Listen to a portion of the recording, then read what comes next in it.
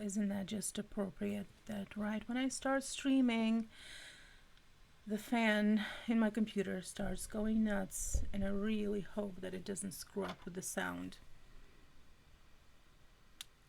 I really, really hope so.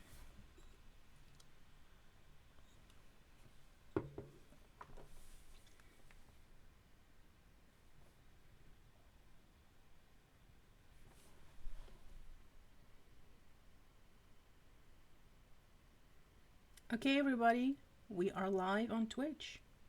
I'm gonna read some fan fiction.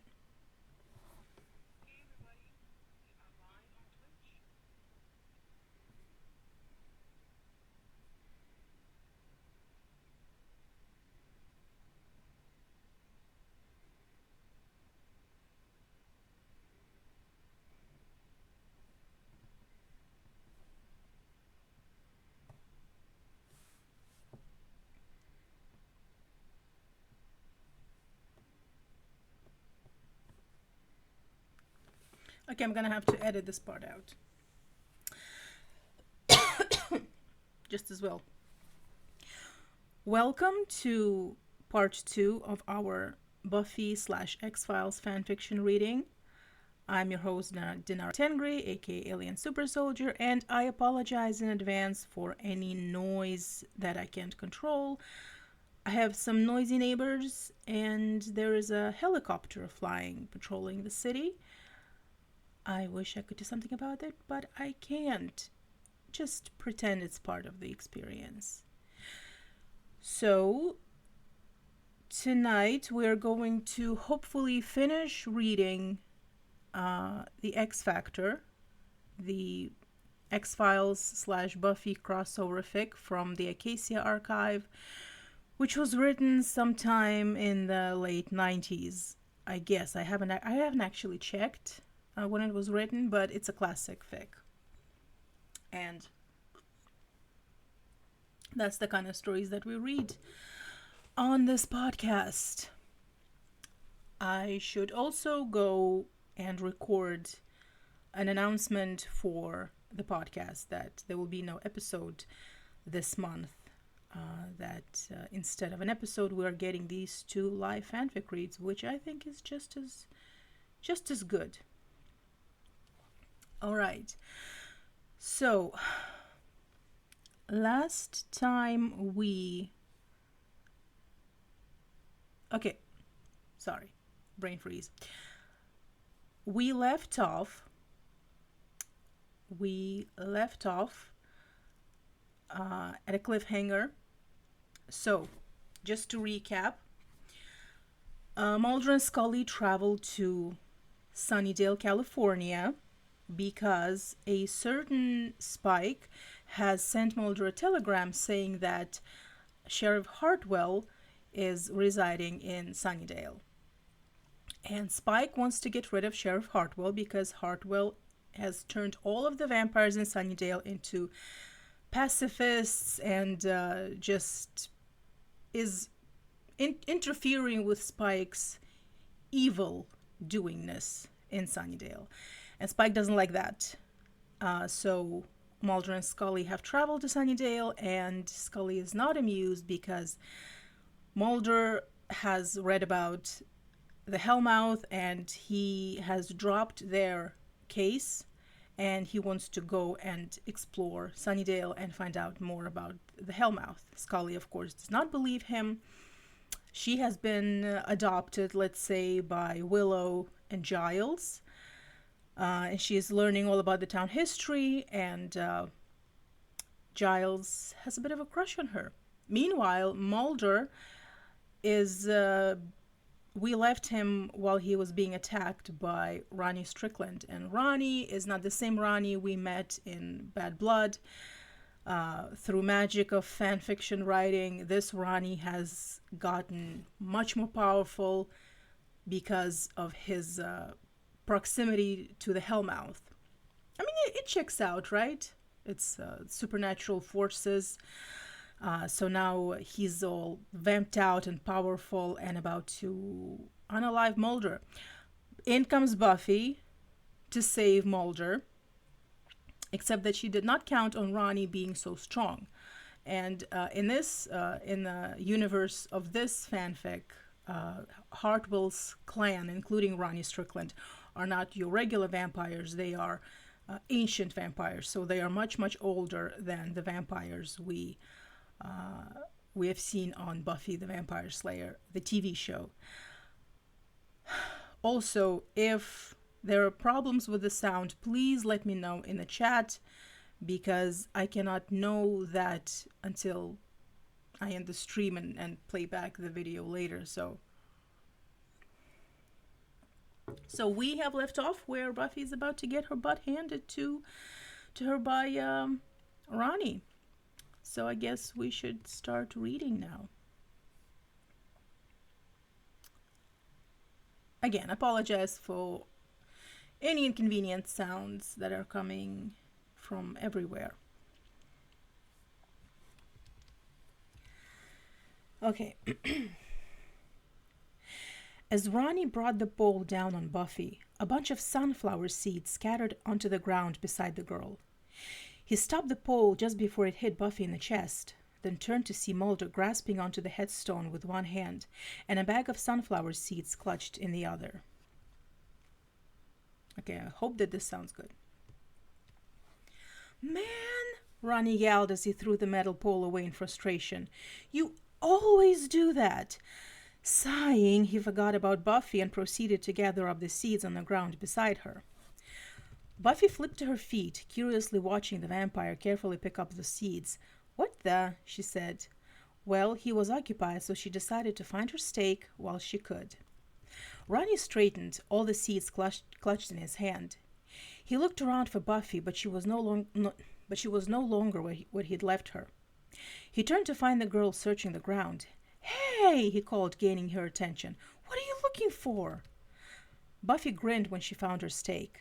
It was just in front of Ronnie's feet. She raised her gaze up to him and replied, Never mind, I found it. She did a few handsprings towards him. As she went into a handstand, she grabbed the stake in her left hand. She locked her legs together at the ankles around Ronnie's neck, then pulled herself up so she sat on his shoulders, uneasily. Bye, she said, grinning down at him. She rammed the stake into Ronnie's heart through his back. As Ronnie disintegrated, Buffy landed on her feet, covered in dust. She brushed off her clothes as she made her way over to Mulder. He stared up at her in awe. He shook his head slowly, then said, You really are the Slayer.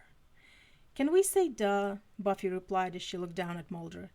He struggled to get up, so she offered a hand to him. Here, are you all right? Mulder took Buffy's hand, wincing as his ribs throbbed.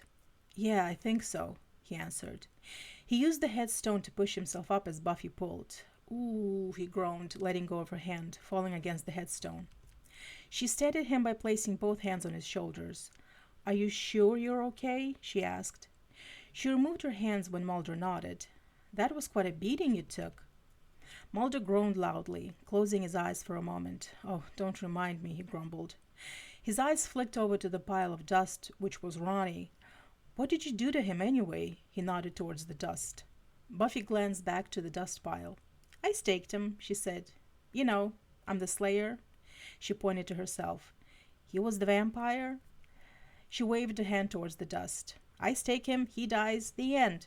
It's not like quantum physics or anything. Mulder shook his head, grasping his left side in pain. No, he said between clenched teeth. When I staked him, it didn't turn to dust like that. He just went down. Wait, when you staked him? Buffy asked. She put her hands on her hips, raising her eyebrow. What do you mean? Did you know that guy? She jerked a thumb at the dust pile. He nodded. Ronnie Strickland, he replied. He waved her off when she stepped forward to help him balance himself. I was attacked by him in Cheney, Texas a few months ago, he sighed. He was different at that time. He motioned to his own face. He was normal, not with all the face and everything. He ran from me. My partner even saw him after I staked him, and he didn't do that. He nodded to the pile of dust again. Then you did it wrong, she told him. She put an arm around him, catching him when he tried to take a step. You should leave the slaying to the professionals, she added. She looked around the cemetery. This really isn't the best place to hang around and discuss this. My car has a flat tire, Mulder said as they made their way out of the cemetery. Buffy supported Mulder as he walked all the while. And I lost my gun, too.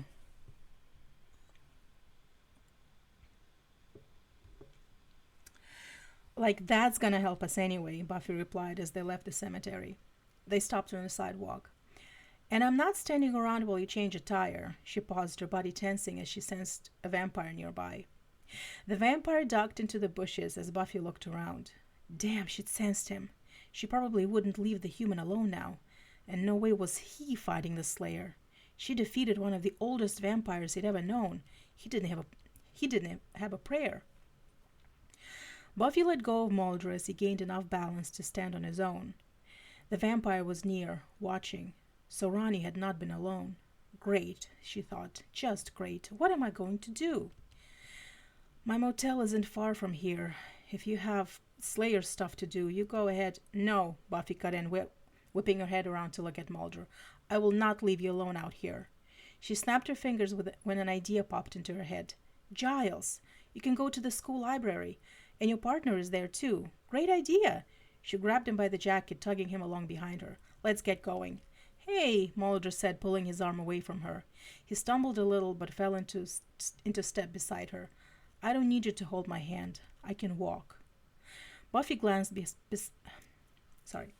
Buffy glanced behind her. She felt the vampire near. Okay, she sighed, looking over to Mulder.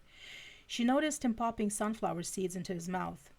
What was it with that guy and those sunflower seeds anyway? She asked. Mulder tossed an empty shell into the grass.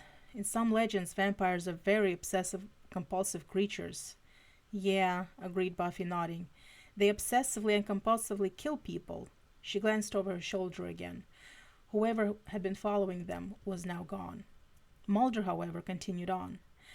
Back in Cheney, I used that legend to save myself from Ronnie, he shrugged. I figured it would work again. His need to pick up those seeds made him lose interest in a fight. He popped another seed into his mouth. The least I could do in return for you saving my ass. I warned you about going out at night, Buffy said after a few moments of silence. Didn't I tell you? What are you doing out here anyway? Following Lucius Hartwell, Mulder answered, then spat out a shell. I hope he'd lead me to Ronnie Strickland, but he doesn't really matter anymore now. He glanced over at Buffy, smiling slightly. Justice has been served, but Hartwell and the others are still out there. I heard the tale of Ronnie Strickland, she said, then paused. Well, not really, but I do know he was wanted for murder. Now that I can understand. She looked at Mulder. But why do you want to bother Lucius Hartwell or the vampires with him? I mean, they don't do anything, and the guy's not as bad as a sheriff. Oh, sorry. I mean, they don't do anything, and the guy's not as bad as a sheriff. He's a vampire, Mulder replied, tossing up his hands. He winced as pain stung his left side. I thought it was your job to slay them, hence the title, the Slayer. I only slay the ones who won't behave, Buffy said. She could think of a few current undead residents who caused trouble at every damn opportunity. Lucius Hartwell isn't like most vampires. How can you be so sure? Mulder asked. How can you know he's not the same demonic bloodsucker as Ronnie Strickland? It was after a few days after Lucius and his tribe breezed into town, Buffy explained. She tucked a loose lock of hair over her right ear. I watched Hartwell while he was on night patrol. New vampires usually mean a megaton of bad news. Anyway, while he walked through a park, it's across town, she just gestured to her left, he came across a vampire attacking some kid. Of course, I was totally gonna handle the stitch, but Hartwell just jumped right in. What did he do? Mulder asked when Buffy didn't continue with her story. Buffy stopped, then turned to him. Mulder stopped as well. He saved the kid, she answered, like he should have figured that out by himself. And since then, I've pretty much been out of a job, at least around here. Mulder scoffed, shaking his head. And you believe he's here to help you out? He asked and snorted. No, I don't think he knows about me, Buffy stiffly replied. And I don't mind him being here either. He and his vampires don't bother anyone. Except Ronnie Strickland, Mulder interjected, pointing a finger at her, a look on his face that said, "Ha ha!" "Yeah, but he's dead now," Buffy retorted, folding her arms across her chest. She looked away, muttering, "No thanks to you." "What?" Mulder exclaimed. "What is that supposed to mean?" "Think about it," Buffy snapped, flicking her gaze back to him. "Well, I don't know what version of the fight you saw, but I recall a certain vampire slayer almost having a metal pole become one with her chest cavity," Mulder told her. He raised his eyebrows a little. "And maybe, just maybe, I didn't want Ronnie Strickland dead. Huh? You think of that?" He paused to let his words sink in. "He escaped with the rest of these vampires when I tried to arrest him." "You wanted to put a vampire in jail?" Buffy asked, then laughed as her arms dropped to her sides. "Oh yeah, that alone would totally fix the prison overpopulation problem." She smirked a little when Mulder narrowed his eyes at her. "Look, Strickland is dust, and Lucius Hartwell isn't unappreciated in Sunnydale. Why are you still here?" "To satisfy my curiosity," Mulder replied after a few moments. He nodded a little. "Curiosity? About what? What it feels like to have your blood hoovered out of you?" Buffy rolled her eyes. "You so don't have a clue about Sunnydale, Agent Mulder. Come on." She started up the sidewalk, heading towards the building. "Where are we going?" Mulder called out after her, throwing his arms out in frustration. "Huh?"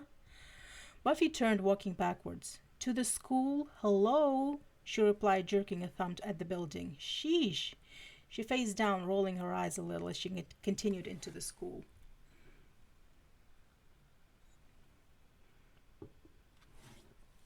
I am praying and hoping that the sound is all right. Mulder sighed as his arms dropped to his sides. "This is just great," he sarcastically Mulder. It's the second time it happens. He sarcastically muttered as he shook his head. "I just love it here." A rustling noise nearby caught his attention. Slowly he raised up his head, his muscles tensing. The rustling grew a little louder. He casually stuffed his sunflower seeds into his jacket pocket and looked around. After a moment, Mulder broke into a run, headed for the front door of the school. "Meow!" A cat trotted out of the bushes and headed up the street. Scully sifted through the catalog. She paused for a moment as she yawned, covering her mouth with her hand. Blinking a few times, she shook her head, then checked her watch. "Almost 9, she thought. "I wonder where Mulder is." Agent Scully, may I help you, find something?" asked Giles' voice from beside her. She jumped slightly in surprise, but steadied herself rather quickly, then looked to Giles. "Oh, no, Mr. Giles, I'm only browsing," she replied. She flipped through a few more cards. "You have a great deal of books for such a small-town school." She plucked a card out of a file drawer. "Well, yes, it's important to make certain these children have sufficient information on any subject," he answered. He glanced up at Willow as she came back into the library. Scully nodded. "Yes, I've noticed that, Mr. Giles," she said. She placed the card back into the file, then looked back to him. "But books of witchcraft?" She raised her eyebrows. "Do you really think those sort of books are appropriate for high school kids these..." Okay, weird sentence. "Do you really think these sort of books are appropriate for high school age kids?" Giles flicked another glance over to Willow, who flipped through a book lying on the checkout counter. "Agent Scully, I believe it is necessary for these children to understand what is in the world around them." He paused, impressed by the fact he hadn't stumbled once during that sentence to her. "As do I, Mr. Giles," she agreed. She shut the drawer of the card catalog and turned to him. "But witchcraft?" She kept her voice low so Willow couldn't hear her. "Willow is a very bright girl, and she's been here for hours reading spell books. Don't you find that disconcerting?" Okay, I'm sorry, I just thought I heard something. A vampire, perhaps. Giles tried to find the words, any words, to respond to Scully. She'd never believed the truth since she was so bloody skeptical, but still, he didn't want her to think he was off his rocker, as she seemed to think of her partner. "Well," he started. The doors to the library burst open, and a dirt-laden Buffy, followed by a disheveled Mulder, entered. Buffy sighed as she stopped in front of Giles. "I followed him," she said, "and it's a lucky thing I did." Scully looked from Buffy to Mulder, who stood a few feet back, picking out a few minor scratches on his cheek. My God, she said as she rushed over to her partner. Mulder, what happened to you? She studied the marks on his face. Flat tire, Mulder replied. He glanced over at Buffy. Oh, he exclaimed when Scully touched his injured cheek. Hey, hey, sore. Mulder, these look like claw marks, like from some kind of animal, Scully said as she looked up to her partner. How did you get these? Willow came up just beside Buffy. What happened? She asked Buffy in a whisper. I was following Hartwell, Mulder replied. He saw Scully's expression switch from concern to suspicion. I was hoping to find the others. And Sheriff Hartwell attacked you? Willow asked, her eyes wide in astonishment. No, Mulder said, glancing at Willow, then to Buffy. Different vampire, same clan. Scully sighed as she rolled her eyes. Did he have to do this in front of complete strangers? She just met some normal folks on one of his crazy wild escapades. Now he had to open his mouth and sound like a crazy man. How did you get away? Willow inquired. Yeah, gee, Agent Mulder, how did you get away? Buffy asked, feigning enthusiasm. After a few moments of silence from Mulder's end, her eyebrows arched with a look that said, We're waiting. Mulder cleared his throat, scratching the back of his head. My, masculine prowess? He replied, more of a question than a statement. God, Buffy muttered as she rolled her eyes while Scully snorted at Mulder's reply. Mulder's gaze settled on the floor of the library. Quietly he mumbled. Buffy showed up. He coughed a little, then cleared his throat again.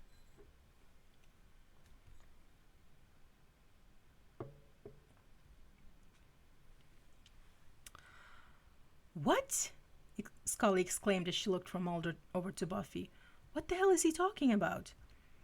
Buffy looked to Giles. Guess there are a few things she missed in her research, eh, Giles? She said.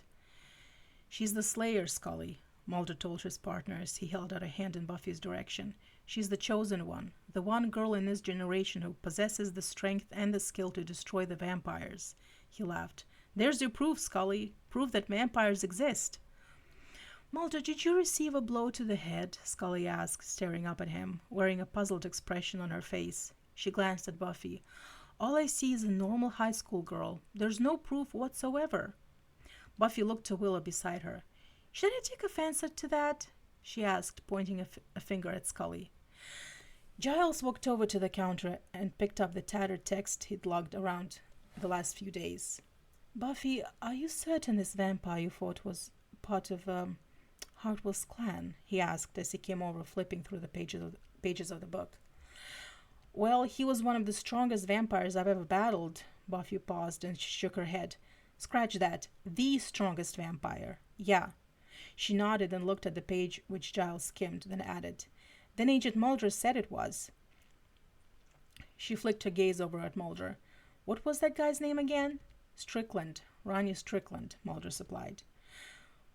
Ronnie Strickland never was and is not now a vampire, Scully declared as she stepped between the two factions, Mulder on the one side, Buffy, Willow, and Giles on the other. She glanced from each side. You're half right, Buffy said, gaining Scully's attention. Ronnie Strickland was a vampire, but not anymore. I killed him. She flicked her fingers against the dirty t-shirt. I'm wearing most of what's left of him. Buffy tossed up her hands as she walked over to the counter. I give up, she said, shaking her head. This is just crazy. She faced the four of them, who all stared at her like she was the insane one. Vampires do not exist. They are creatures of fantasy, the direct result of ignorance. I'd really like to believe that too, Agent Scully, Buffy said. I'd actually have a way cool life. I'd actually have a way cool life then. It's a strange sentence. She shrugged. But it just ain't so. Scully took a few steps forward. No, I've seen these so-called vampires for myself, she told Buffy. They were quite normal human beings, a little eccentric, I'll give them that, and they walked around during the day. These people are not vampires. Giles cleared his throat, drawing everyone's attention. He took a step forward and glanced at Scully. I'm afraid you're quite wrong, Agent Scully, he said. He told her. The text I've been reading the last few days suggests Suggests we're dealing with an ancient clan of vampires. Scully rolled her eyes a bit, letting out a slight scoff. This was a nightmare. Everyone around her sounded like Mulder. Oh, really? How ancient? She inquired. Well, according to these writings by a 12th century monk, Giles started as he consulted the book in his hands. These specific vampires are so old that most vampires most vampires consider them a legend. Oh yeah, that's very interesting, Scully said with a hint of sarcasm. She nodded. Mythical creatures considering other mythical creatures legend. She rolled her eyes slightly. There's a lot of eye rolling in this fanfiction between Buffy and Scully. There should be like a counter, like a scoreboard. Who rolls their eyes most in the story, Buffy or Scully? What else does it say? Mulder asked, coming up to Giles. He looked over the librarian's shoulder, trying to decipher the Latin written on the pages. The monk writes these particular nomadic creatures have been around since the dawn of modern man. That's quite a long time, considering when Giles stopped mid-sentence, forgetting the anthropology lesson. He laughed nervously. They're extremely old. The text is sketchy at best. The monk who wrote it received most of his information second-hand. They can't be all that old if Buffy killed one of them, Willow said. She looked to Buffy, then opened her mouth to apologize for how that sounded. Buffy held up a hand. Don't, Willow, she said. She smiled reassuringly at her best bud. I know exactly what you meant. And it wasn't an easy task either, killing Ronnie Strickland. I'd imagined it wasn't, Giles replied, looking up from the book to Buffy. Since this text is over 800 years old, we can safely assume that they're older than 800 years. He flipped back through the pages. The monk writes these vampires have been inactive for many millennia. He glanced over to Mulder, explaining how they survived for so long. Inactive? Scully repeated. She gave Giles a half-questioning look. What exactly is that supposed to mean? Inactive, Giles said. He adjusted his glasses, thinking of how to explain it to her. They haven't fed, he finally told her. At least on human beings. Until recently, Mulder put in, glancing from Giles to Scully. Janie. Ronnie Strickland got bored with his life and decided to relive the glory days. He looked back to Giles. Does that book say why these vampires ceased to feed on humans? Nothing much, Giles replied. Only speculation based on the stories. He ran his fingers down the page, searching for a particular passage. Oh, here it is. Oh, yeah. A leader of sorts emerged 100 or so centuries before. He preached isolation from these creatures known as humans. Those who agreed with him followed, and those who opposed... He paused and looked from Buffy to Willow, then to Mulder. They were destroyed. But this is only speculation in part. Ronnie mentioned something about his clan being kind to slayers in the past, Buffy said. Yes, the Slayer is also mentioned, Giles told her, tapping the book. Humans had a champion, a powerful one, the Slayer. It's not hard to discern why they would respect the Slayer. I'm quite sure they had enemies among their own kind. These vampires turned to seclusion in order to survive. It explains why Hartwell would relocate after the incident in this other town. Survival, Mulder matter-of-factly said, nodding. That doesn't explain why Ronnie Strickland attacked Agent Mulder, Willow said. I mean, if Ronnie got in trouble the last time, why would he do it again? Mulder shrugged, but suddenly a strange expression washed over his face. Ronnie told me something while he beat me to a pulp, he replied. He said I was here to get rid of Hartwell. Apparently I wasn't doing a good enough job. That's it, Scully exclaimed, coming over to the group. Just a second. That's it, Scully exclaimed, coming over to the group. She grabbed Mulder by the arm. Excuse us, please, she said to Buffy, Willow, and Giles. She practically dragged Mulder out of the library. When they were in the hallway, she demanded, What the hell are you doing in there? What am I doing in there? Mulder exclaimed, pointing at himself. What are you doing? You're always preaching to me about proof, Scully, and now when I present you with it, you blow it off. Proof? Scully incredulously replied, a little more loudly than she'd meant to. She lowered her voice. What proof? All you've shown me is a girl in a book which is full of myths and stories about almost written almost thousands of years ago. Where is this proof? She's not just a girl, Scully, Mulder replied in an equally restrained voice. She's Buffy the Vampire Slayer. You didn't see her do what I saw her do. He pointed towards the library. Ronnie Strickland hurled her through a cast-iron fence, and she wasn't even phased. She wielded a metal pole as a staff with skill I've never seen before. He took Scully by the upper arms. I saw Ronnie turn to dust in front of my eyes, Scully. Scully stared up at Mulder, that skeptical look firmly in place. Mulder, what part of what proof didn't you understand? She calmly asked. Mulder's hands dropped from Scully as he sighed. Why can't you believe this, Scully? He demanded. Ronnie Strickland did this to me. He motioned to his face. You said yourself they looked like animal scratches. The operative words in that statement being looked like, Scully responded. She sighed softly. Mulder, you were under a lot of stress tonight, and you haven't slept much in the last 48 hours. I'm sure you believe you saw all of those things. Scully, the girl, Buffy, she's confirming my story, Mulder said, waving a hand wildly at the library doors. And that guy seems to know what the hell is going on around here. Scully folded her arms across her chest, shifting her feet a little. I don't know why this Buffy is humoring you, she said. Perhaps she likes the idea that you believe she is the mythical Slayer, she suggested. And Mr. Giles, she paused, scratching her forehead with a pinky nail for a moment. Well, everyone has their little idiosyncrasies. Oh, Mulder said, raising his eyebrows at his partner. So with me it's crazy, but with him it's an idiosyncrasy, he added, when she looked away from him. Scully, do you have a little thing for that guy? He jerked a thumb at the library. He laughed a little when Scully didn't respond. You do, don't you? Scully's eyes flicked up to him.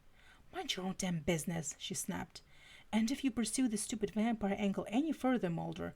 You don't have to worry about it, Scully, Mulder interrupted, holding up his hands in surrender between them. He turned and started up the hallway. Mulder, where are you going? She called out after him. He kept walking up the hallway, not even acknowledging her. Mulder, don't you... He turned a corner, disappearing. Damn it, she muttered. Mulder slowed to a stop after he turned the corner. As he leaned against a row of lockers, he spotted an open classroom door.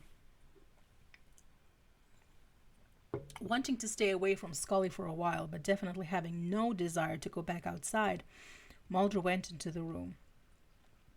He flicked on the light and took a look around.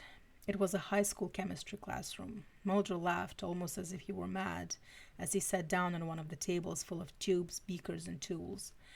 He'd wanted to get away from Scully, and he'd walked right into a science classroom. Yeah, Mulder and Scully are not having a good time in Sunnydale. Well, Scully is having a good time on her own, with Giles and Willow and Giles. Mulder, not so much. This is like I said in the previous stream that these are not Mulder and Scully as we know them. These characterizations are not accurate. They are sort of reminiscent of Mulder and Scully as we know them in Bad Blood. So exaggerated. But I'm also reminded of those episodes where Mulder and Scully are having these, they're the old married couple, and they're just so tired of each other's BS. Like in Syzygy, where they're just fighting. Of course, they're not really married, they're not really together by that point, but when you're working so close with someone for such a long time, I mean, it's kind of a miracle that they were getting along so well most of the time.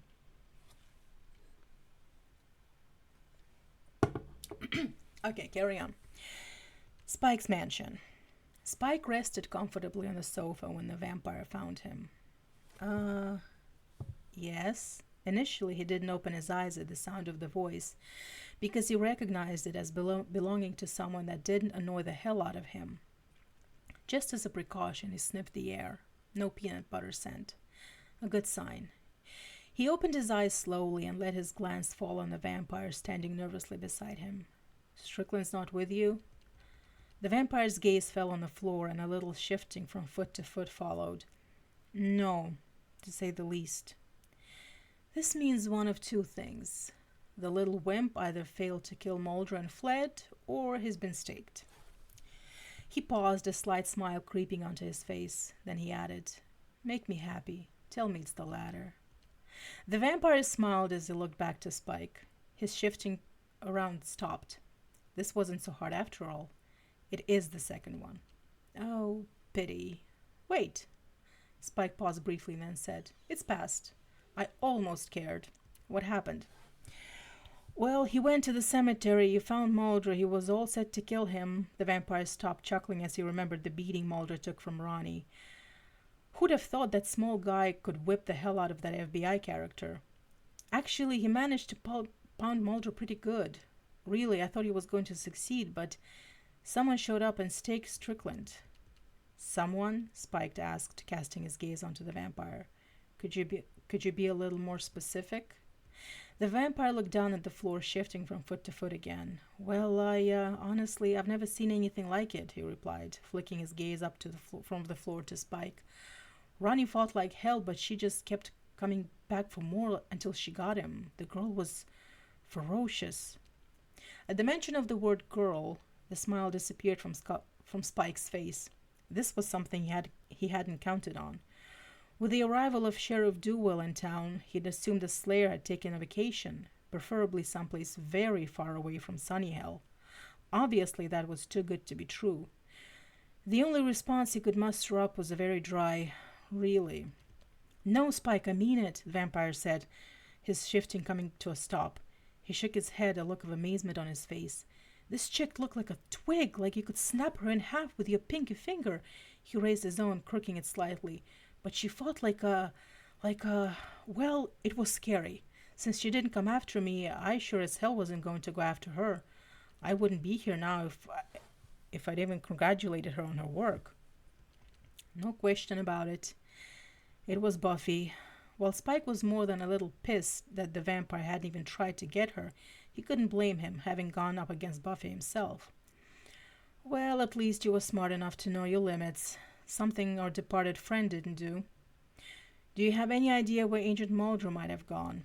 They said something about the school? The school, of course.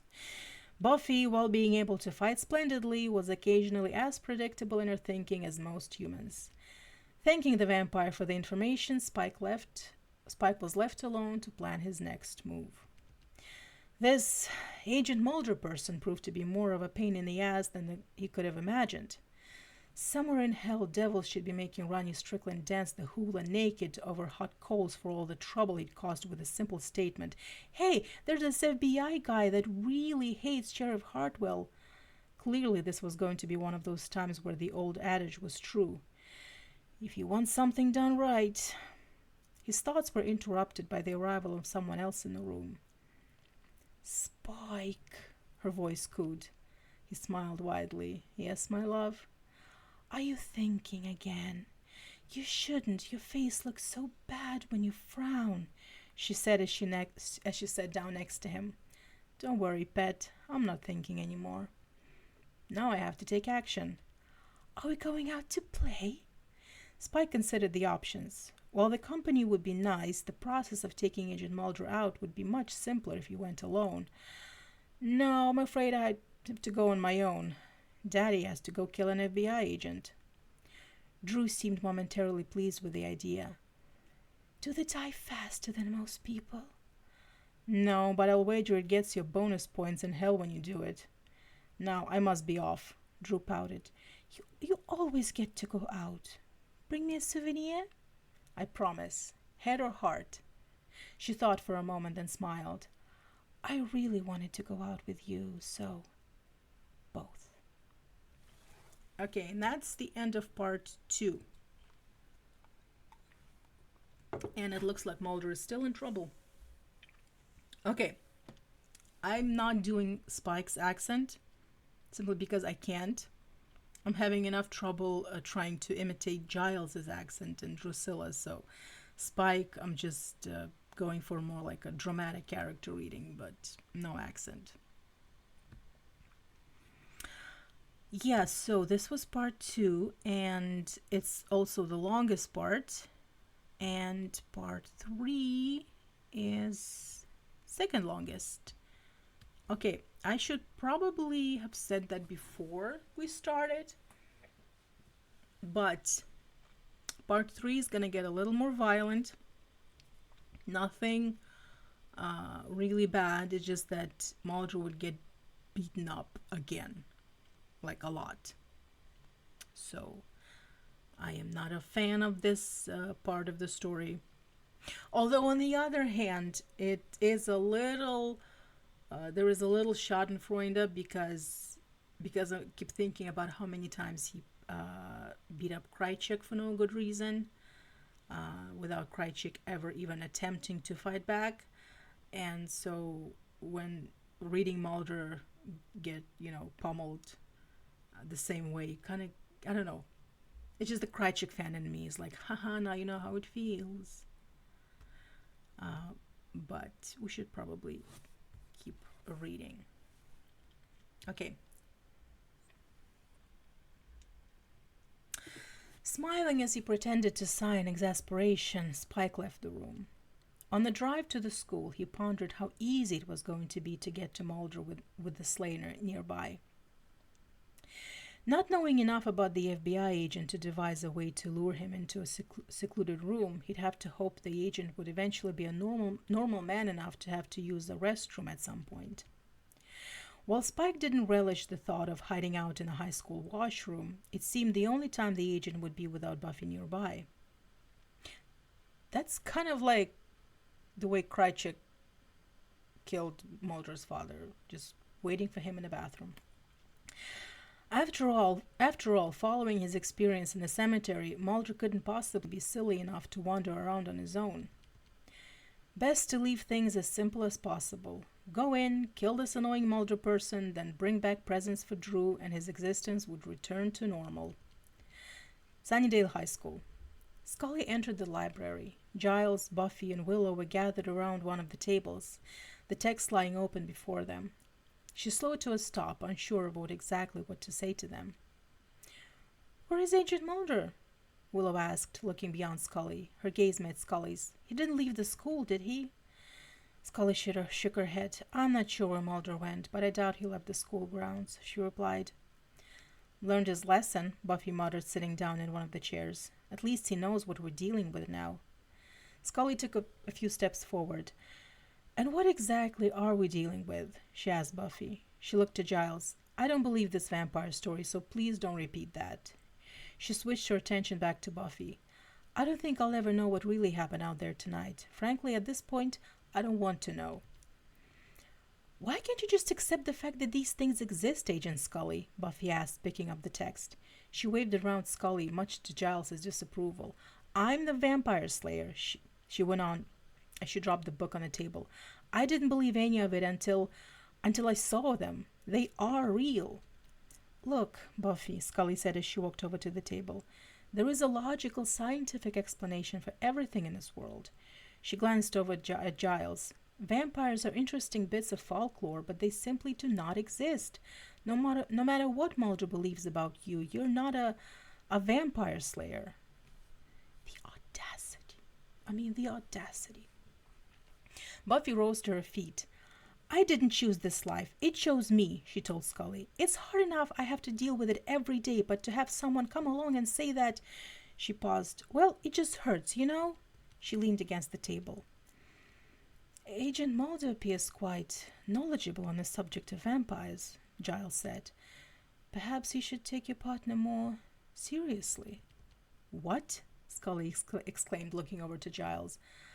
"I've been with Mulder for 5 years. He has yet to prove anything paranormal exists. Now I'm here," she pointed to the floor, "and you're telling me to take him seriously?" She sharply laughed. He tells me about this hellmouth, a revolving door between hell and earth in this town. That's not something I'd readily believe in. I suggest you start believing in it. Okay, sorry, I read that in Giles's accent. I suggest you start believing in it, Buffy said to Scully. Sunnydale has everything you can dream of. Demons, werewolves, witches, vampires. She took in a breath. Basically, this town is like a Rob Zombie album. Scully looked to Willow, who'd been quiet through this discussion. You all truly believe in this hellmouth? Willow nodded. It's true, Agent Scully, she said. I was a lot like you are now when I found out about this stuff, but I've learned since then. I didn't want to believe it because it's a hellmouth. It's not really a nice thing. Nice things are puppies. She stopped and looked away. But then again, there was the time Xander was possessed by a hyena, so maybe that wasn't a good example. She brightened as she looked up at Scully. Oh, kittens are nice. I don't recall anything bad happening with them. Kittens, I mean. Oh, I could tell you some stories about cats, Scully replied. She let out a long sigh. I need to sit down, she said. Giles pulled out a chair for her, for which she practically collapsed onto. I just need to sit.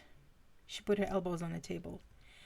Agent Scully, I know this is quite a bit for you to take in, Giles said as he sat down on a table. He gazed down upon Scully, who buried her face in her palms.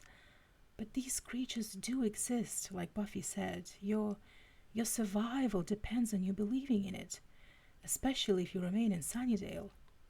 Scully slowly raised her head, lifting her eyes up to Giles. Hearing him say that kind of thing, it sounded so normal. If Mulder had told her that, she'd simply have shrugged it off. But with Giles, it was completely sincere, as if a danger was actually present in Sunnydale. She gazed into Giles's eyes for a few moments, then buried her face in her hands again. It had to be the accent, she concluded.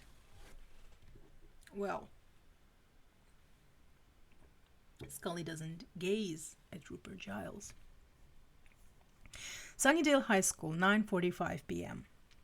Steering clear of the library, Spike crept around the exterior of the school building. Concentrating on finding the aura of a living, breathing, full-grown man, he expected to find him hidden away in a back room. To his shock, the first room he walked past contained a very boring-looking man who appeared vaguely pissed and fairly beaten up. Spike watched for a moment, unable to believe that this person was Mulder. Being off on his own like that? Didn't he learn anything the last time? The man inside played with the Bunsen burners, idly turning them off and on until he nearby caught himself on fire. Though the fire sent a mild shudder through him, Spike smiled. This hapless creature was obviously his man. Just to be on the safe side, he went over to an open window and said quietly, "Agent Mulder?" Mulder turned around quickly. "Yeah? Who's there? Come on in." And an invitation as well. This man was making things so simple. Why not have a little fun with it? Spike kicked in the window to make an entrance for himself, his face changing into a demon mode as the glass shattered. Mulder backed across the room, reaching for his gun, as he saw the vampire come through the window. After a brief scramble around, he remembered that he'd lost his gun earlier. He glanced around as the vampire approached him, then grabbed a high stool by the seat and thrust the legs out. "Stay back," he called out in warning. "Please, like you'd know the first thing about using that on me," the vampire snarled, knocking the stool easily out of Mulder's hands. The stool flew across the room, clattering against the blackboard. Mulder was temporarily stunned. The force of the chair being cast away from him was extremely powerful. This wasn't a vampire in the same league as Ronnie Strickland, but it looked a lot more pissed. He threw a punch at the vampire's midsection, hoping to at least slow him down. However, he ended up hurting his hand as it struck what felt like a solid mass. Yeah, Spike has abs. "You call that a hit?" the vampire snarled. "I'm ashamed to be the same race as you." "I'm part of the human race," Mulder shot back, still gasping from the pain in his hand. "I doubt you could say the same." "And thank God for that," Spike retorted as he slammed his fist against the side of Mulder's head. The blow sent Mulder flailing back, his head slamming against the edge of a lab table with a sickening thump as he fell backwards. Spike looked calmly down at the unconscious agent. That wasn't so hard at all, he decided. I barely even paused for breath. Killing him now would be no fun at all. Still, I did promise Drew a present. But she'd never expect this, he thought as he picked up Mulder, slung him over his shoulder, then carried him across the room and out the window. Well.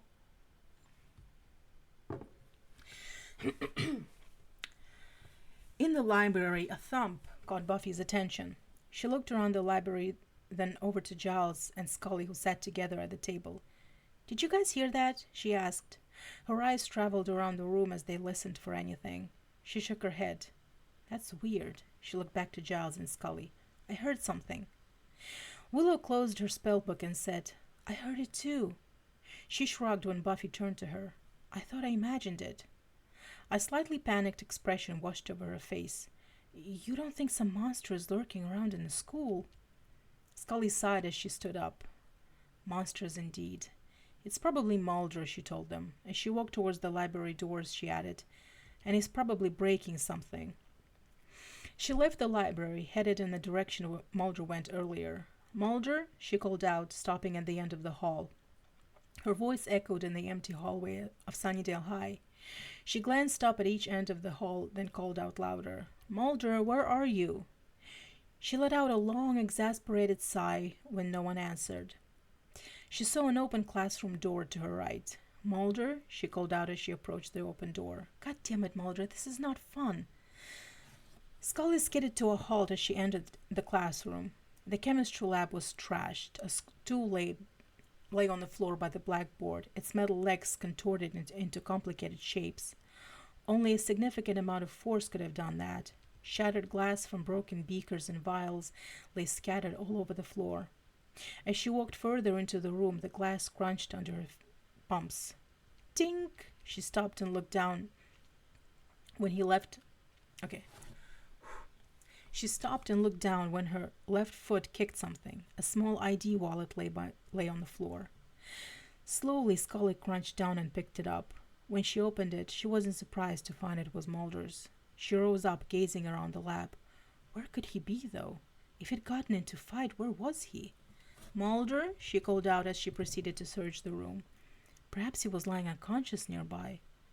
After a few minutes of searching the room, Scully left. Mulder definitely was not in here. She continued up the hallway, checking the other rooms. "Mulder," she peeked into the English classroom. No one answered. "I'm assuming you're not in the building," Scully thought as she tapped Mulder's ID wallet against her leg. "So where the hell are you?" As Scully headed back towards the library, she remembered her cell phone. Of course, she could call Mulder's cell phone. Pausing in the hall, she pulled her phone out of her suit jacket pocket, then clicked it on. "I swear to God, Mulder," she muttered as she dialed his cell number. "You'd better pick up." The phone rang. "And you'd better be in this damn school." It rang again.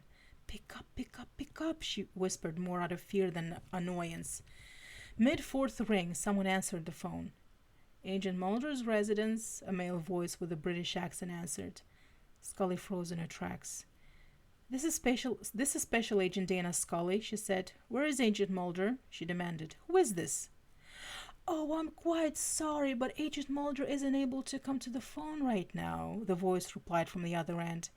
If you'd like him to get back to you, please leave your name, number, and a short message after the scream." In the background, Mulder's voice cried out, "Scully! Help!" Scully gasped. "Mulder!" she shouted into her phone. "Mulder, where are you?" Click. The person on the other end of the line hung up. "Damn it," she swore, clicking off her own phone. "Mulder," she grumbled, shaking her head. He'd gone and did something stupid. Now someone had a federal agent as a hostage. She continued on to the library, a half pissed off, half tired expression planted on her face. Time to get some answers about this damn town and the truth, she thought. She shoved the doors to the library open, startling Buffy, Giles, and Willow. Mulder is gone, she said, stopping a few feet from Giles at the counter. She put her hands on her hips. Gone? Willow asked as Buffy said, He left? Scully shook her head and she looked at each of them. No, I don't think he left of his own volition. She held up her cell phone, then clanked it down on the counter. I called his cell phone. Someone else picked it up. She settled her gaze on Giles. All this over a stupid telegram. Telegram? Giles asked as he came closer to Scully. What telegram? Scully leaned against the counter. Yesterday, Mulder received a telegram informing him Hartwell was in this town. Sunnydale, she explained. I thought it would be a waste of time coming out here, but not Mulder. He was convinced he'd find something here. She laughed. But that's just like him, to run all the way across country because of some mysterious telegram signed by a William B. Giles, Buffy, and Willow exchanged an urgent look. Scully noticed the panic, very apparent in the look they shared. What? She asked. When Giles looked at her, she came closer to him. What is it? Do you know something about all of this? Giles glanced back at Buffy, but tensed when Scully grabbed him by his jacket, pulling him close. If you know who has Agent Mulder, tell me, she demanded. You wouldn't believe this if we told you, Buffy replied, coming over to them. She looked from Giles to Scully. And could you please cease and desist with strangling my watcher? She nodded to Scully's hands clamped on Giles. Scully looked up at Giles, then released her grip on him. She flushed with embarrassment as she lowered her eyes. God, I'm sorry, she apologized in a low voice. She drew a deep breath, trying to gather herself up and act like a professional. You said you knew who has Mulder. Yeah, Buffy said. She glanced at Giles, who straightened his jacket. And I also said you'd never believe it. Scully looked from Buffy to Giles. Well, run it by me, she said. It's obviously a person. Who is he? Giles cleared his throat as he adjusted his glasses. William B. It's short for a rather formal name, William the Bloody, he explained. He paused, trying to decipher that blank look on Scully's face. He's better known by his nickname, Spike. William the Bloody, Scully flatly said. She sighed, rubbing her temples with her fingers after she nodded. Do I even want to guess at how he got that name? She asked. She held up her hands as Giles opened his mouth to reply. No, never mind, I don't. Just tell me where I can find this Spike. Curious detail. For all of you who have not watched Buffy the Vampire Slayer, do you know how Spike did get that nickname? I mean, that formal name, William the Bloody? Had nothing to do with him being a vampire. I know where he is, Buffy told Scully, but you can't go after him alone. He'd totally skewer you. She shrugged when Scully raised an eyebrow at that. Hey, no offense, but I can't let you go up against a vampire by yourself. It's in my job description. A vampire, Scully said, then laughed as she shook her head. She let out a half-chuckle, half-sigh. A vampire sent Agent Mulder a telegram about Lucius Hartwell, she said. When the three of them confirmed it, she snorted, amused. I can't decide which is better, that or the fact that you believe it. Actually, it kind of makes sense. Sort of, Willow said as she came over to them. She continued when she had their attention. I mean, who here in Sunnydale loses the most with Sheriff Hartwell patrolling the streets at night? Things have been very nice since he arrived. Buffy snapped her fingers. I heard Ronnie tell Agent Mulder that's why Mulder was here, she suddenly said. She looked from Scully to Giles. But I guess Mulder didn't do it quick enough for Spike's taste. Or perhaps he didn't care for Mulder's fascination with the Hellmouth outweighing his interest in Hartwell, Scully put in, immediately tacking on. And please don't tell me I just said that. I believe your theory is correct, Agent Scully, Giles replied. Perhaps that is why Strickland sought out your partner, to remedy the situation? This is all... Sorry, I'm distracted by the neighbors. This is all super, but if you want to see Agent Mulder in one piece, complete with all his pints, we have to motor, Buffy interrupted, looking from Giles to Scully. Spike isn't exactly a candidate for any awards when it comes to patience with people, living or undead. Scully shook her head as she pointed a finger at Buffy. No, you're not going, she firmly replied. It's simply too dangerous. You know, it is, Buffy said, nodding in agreement. She motioned to herself with her hand. I'm surprised I'm letting you tag along. As Scully started to protest, Buffy added, and I'm the one who knows where Spike is. Scully's mouth shut. Buffy did have a good point. Well, she could let the girl take her there, wherever that was, then go after Mulder. What about local law enforcement? She asked as Buffy headed for the doors. Buffy paused and turned around. Trust me when I say it's a total waste of time, she replied, and went out to the library doors. Scully opened her suit jacket and pulled out her gun. I really don't like this, she said as she checked the clip, full. As she replaced the gun in the holster, As she replaced the gun in her holster, clipped to her slacks, she looked over to Giles and Willow. It's better if you two stay here. She started to leave.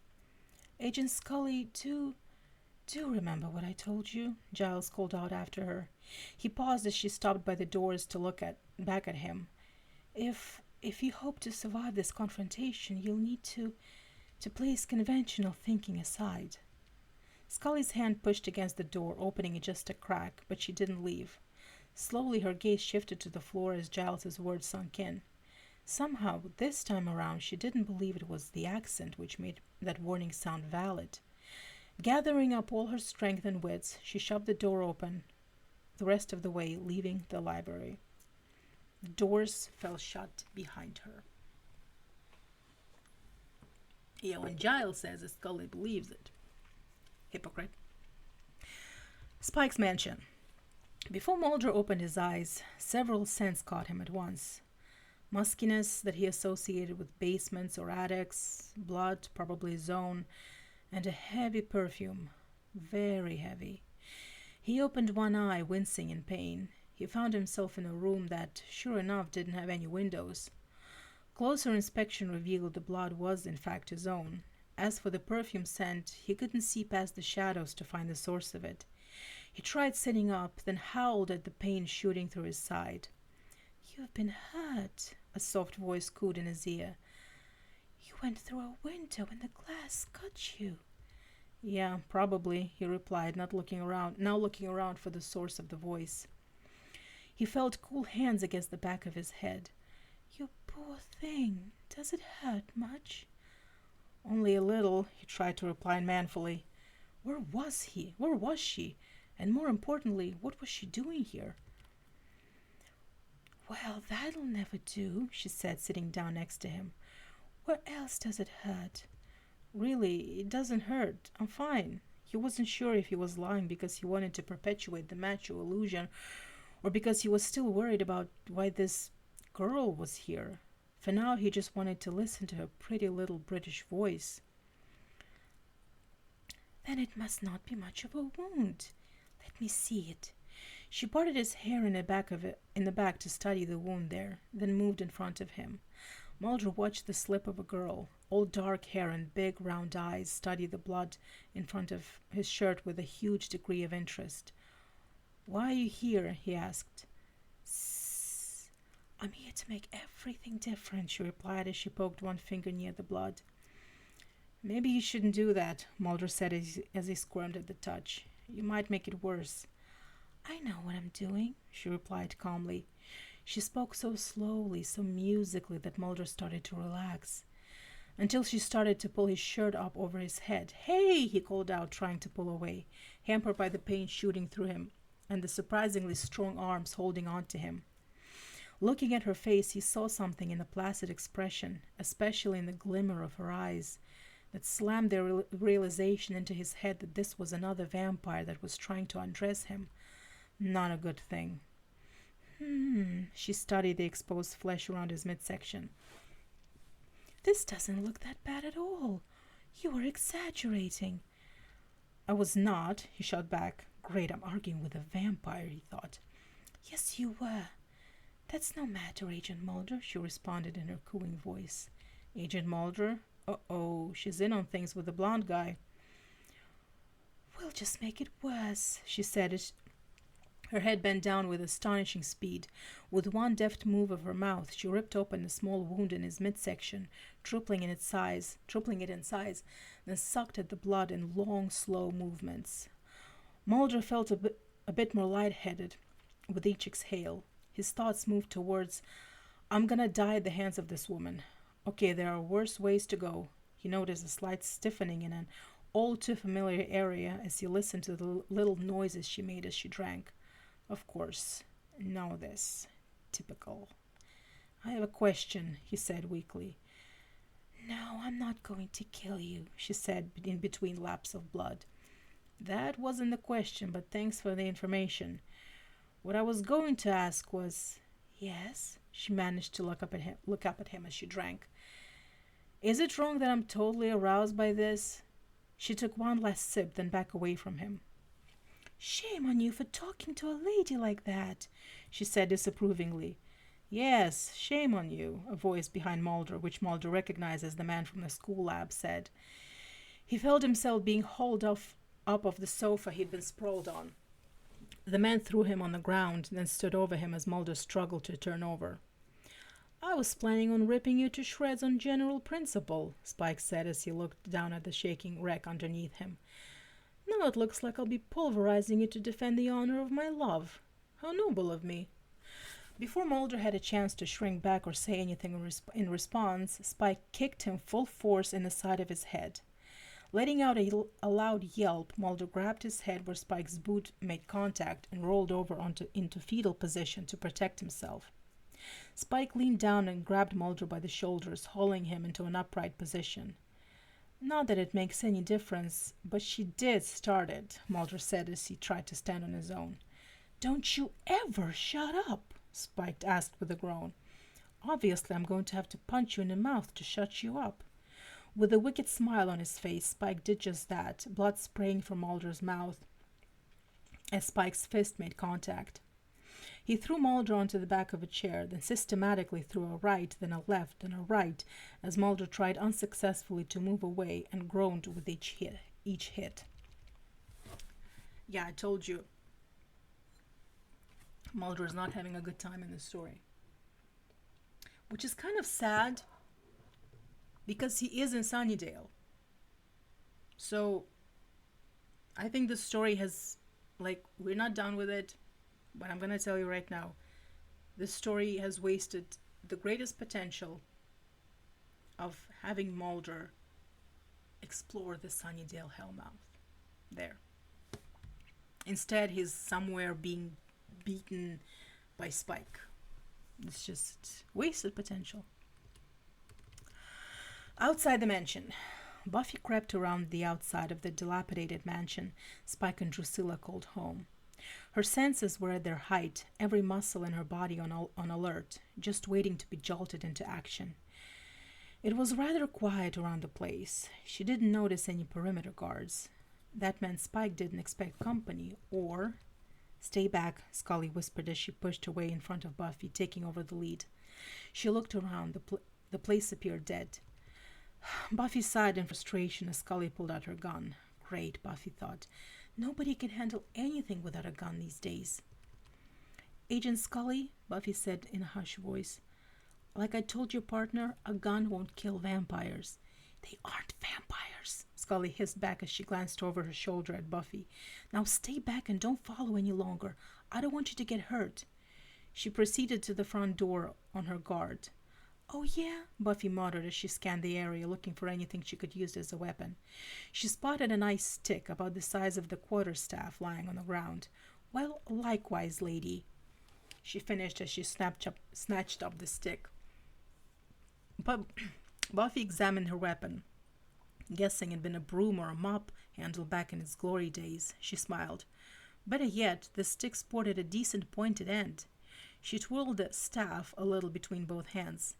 Here's a skill I'm racking up a good practice time on, she said to herself. Scully positioned herself to the right side of the door, her gun clutched in both hands. She closed her eyes, letting out a long, steadying breath. She reached out with her left hand to knock on the front door. Someone grabbed hold of her wrist before she could knock. Her eyes flicked open to see Buffy standing beside her, grasping onto her wrist. "What, are you crazy?" Buffy asked as she let go Scully's wrist. She nodded to the front door. "For the love of Mike, don't knock. You want to alert every vampire who works for Spike we're here? No, we just go in."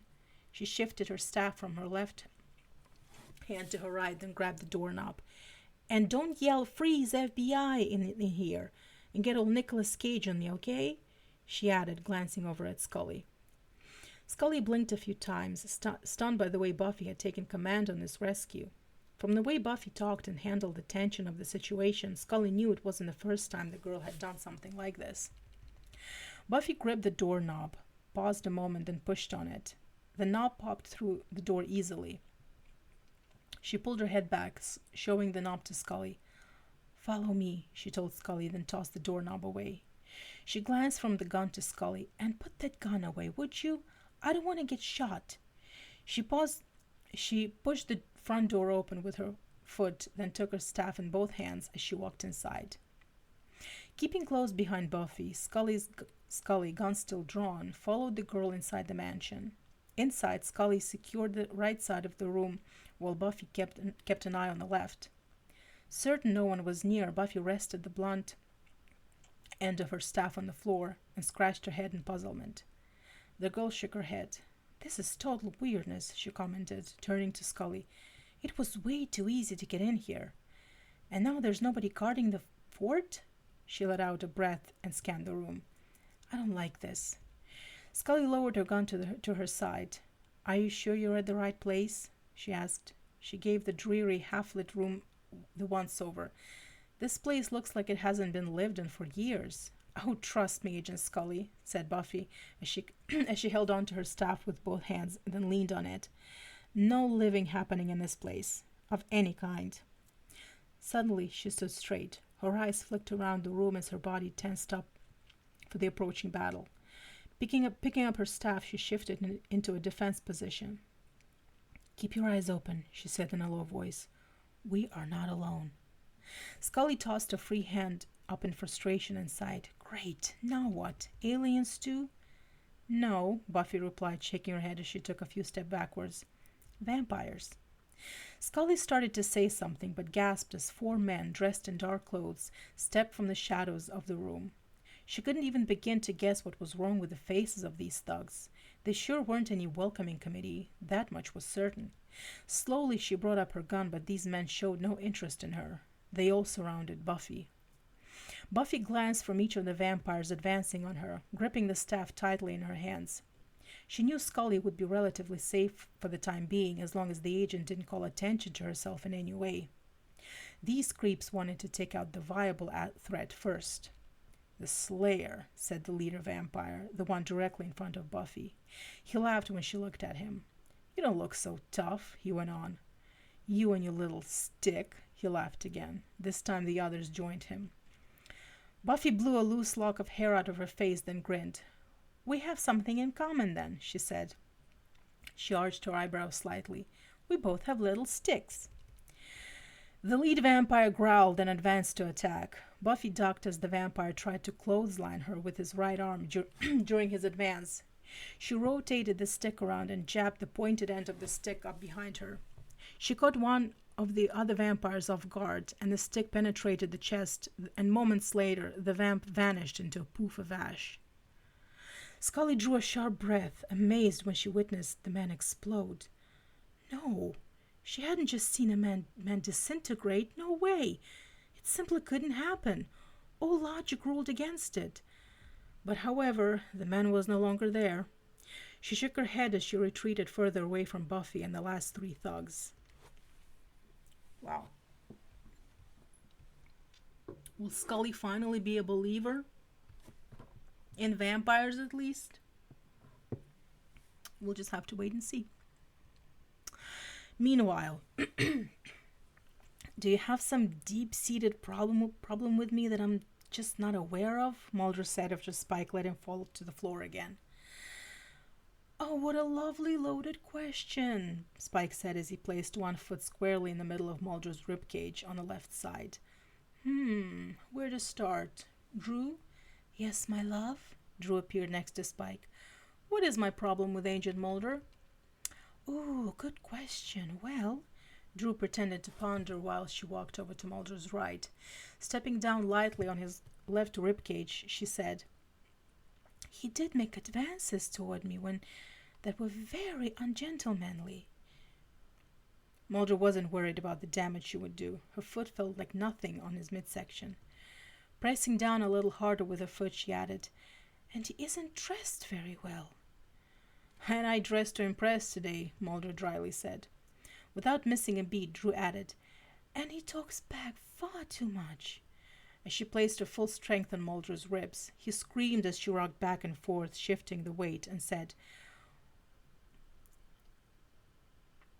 what else has he done wrong, my love? Okay, no, wait, that was Drew saying. Sorry. What else has he done wrong, my love? Well, Drew, I'd say the biggest error he's made is his inability to follow simple instructions. After a glance down at Mulder, he commented, you look puzzled as well as pained. I guess I need to explain. I credited you with more intelligence, I'm sad to say, he concluded while he slammed his foot down on Mulder's midsection. Pausing only until Mulder's howl of pain died down, he said, you can't even follow through a simple telegram. You sent that? Mulder wheezed. Of course I did, you cretin! Spike kicked him in the hip. All I wanted you to do was track down Sheriff Hartwell and destroy him. But no, you had to make us like a second-rate Sherlock Holmes and interview everyone. What? Mulder started to ask for clarification, but the blow to his ribs stopped him from making any sound other than a wail in pain. After everything that vile Strickland child told me, I'd have thought it would have been enough to be in the same town with Hartwell. You could just be left to your own devices. But you had to go poking around about the Hellmouth, didn't you? Ronnie probably exaggerated, Mulder shot back. Spike responded with a smash of his foot against an extremely sensitive area on Mulder's lower half. The scream that resulted almost drowned out Spike's yelling. You just don't realize every word you say makes me want to kill you more, don't you, Agent Mulder? Come here, bitch, yelled one of the other vamps as he charged Buffy, intent on tackling her. With lightning-quick speed, Buffy whirled around, putting all her weight behind the staff. The blow struck the vampire in the face, hurtling him backwards. He did a complete backflip, then landed flat on his stomach. She took her staff, pivoting as the last vampire tried to make his move. She gave him a series of blows to the head, legs, and arms, advancing as he backed away. As she handled this vamp, she sensed one of the other two coming up behind her. She paused in her attack on the one in the front of her to give a back kick. She caught the vamp behind her square in the chest. While the other behind her was off balance, she did 2 spin kicks, hitting the vamp in the head. She then used her staff to sweep the vamp's feet from under him. Buffy spun around on one foot, whirling the staff around with her. She smacked the leader vampire in the chin, sending him back a few steps. Forgetting the leader, she turned back to the vampire on the floor, attempting to get up. Quickly, she brought down the pointed end of the staff on him, making direct contact with his heart. A loud scream faded as the vampire exploded, the ash raining down on Buffy. She took a breath, then turned around. Only one vamp was still there. The leader with the attitude had disappeared. She twirled the staff around and executed a flying spin kick, connecting with the last vamp's chest. While he tried to recover, Buffy swung the staff around, hitting him upside the head. The staff hit the vamp with such force he flipped over to the left, landing on his back. Taking the staff in both hands, she plunged the sharp end into his chest. Buffy sighed and wiped the sweat from her brow with her forearm as the third vampire poofed away. Agent Scully, she said as she turned around. Scully only stared at her, her mouth hanging open in disbelief. Buffy took a few steps closer. Are you okay? She asked. Scully had held out her empty hand to the 3 piles of dust around Buffy. Am I okay? She repeated. I just saw 3 men explode and I have no logical explanation for it. No, I am not okay. What else would I be? Buffy's eyes widened as the leader vampire popped behind Scully, his big teeth bared and ready to take a bite out of the agent. Duck! She yelled, grabbing the staff like a javelin.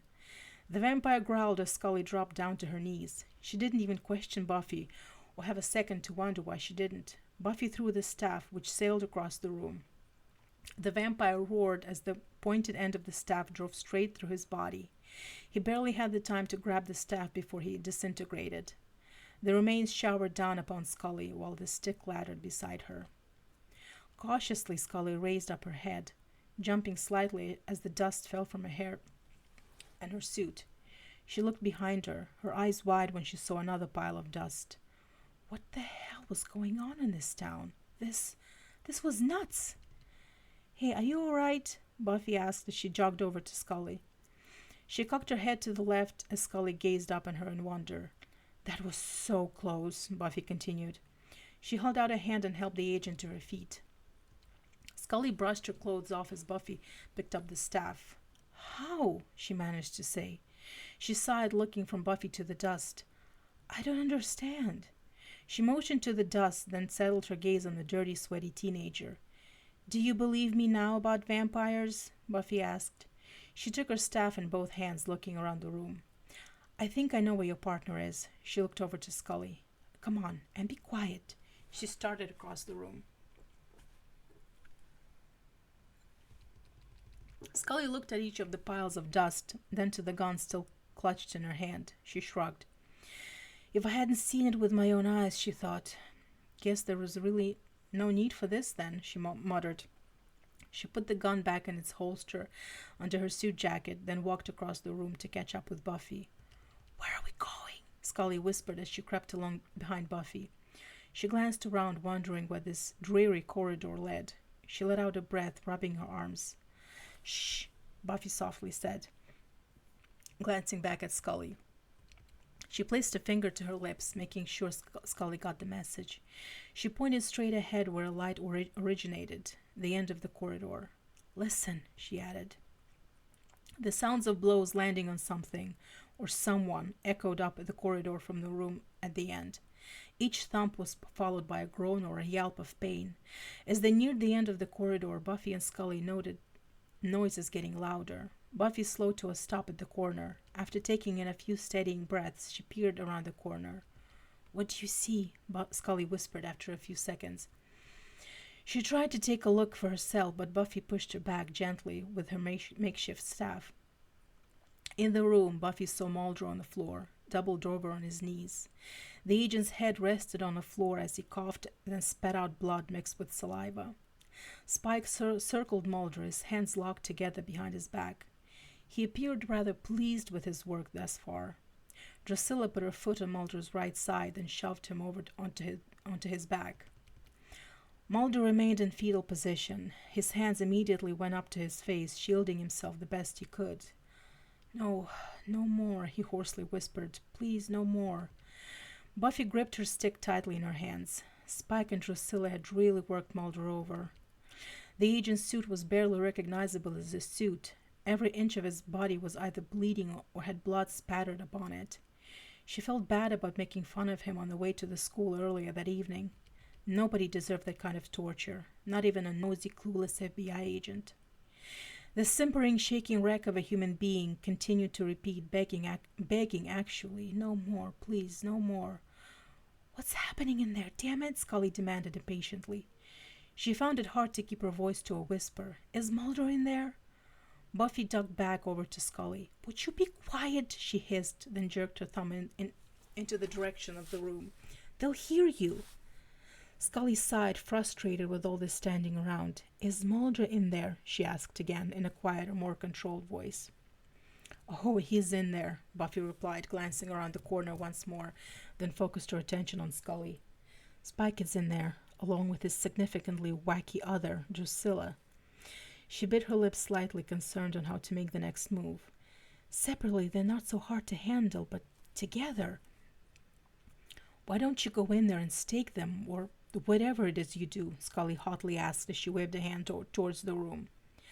Buffy stared at Scully for a moment, then said, Oh, like where did I lose you on separately they're not so hard to handle? Mulder groaned as he dared to look up at Spike and Drusilla. He was so, to put it bluntly, fucked. Scully would never find him, and if by some miracle she did, she'd never believe these two were vampires. She'd only wind up dead herself. For once he realized Scully was right. They should have never come to Sunnydale.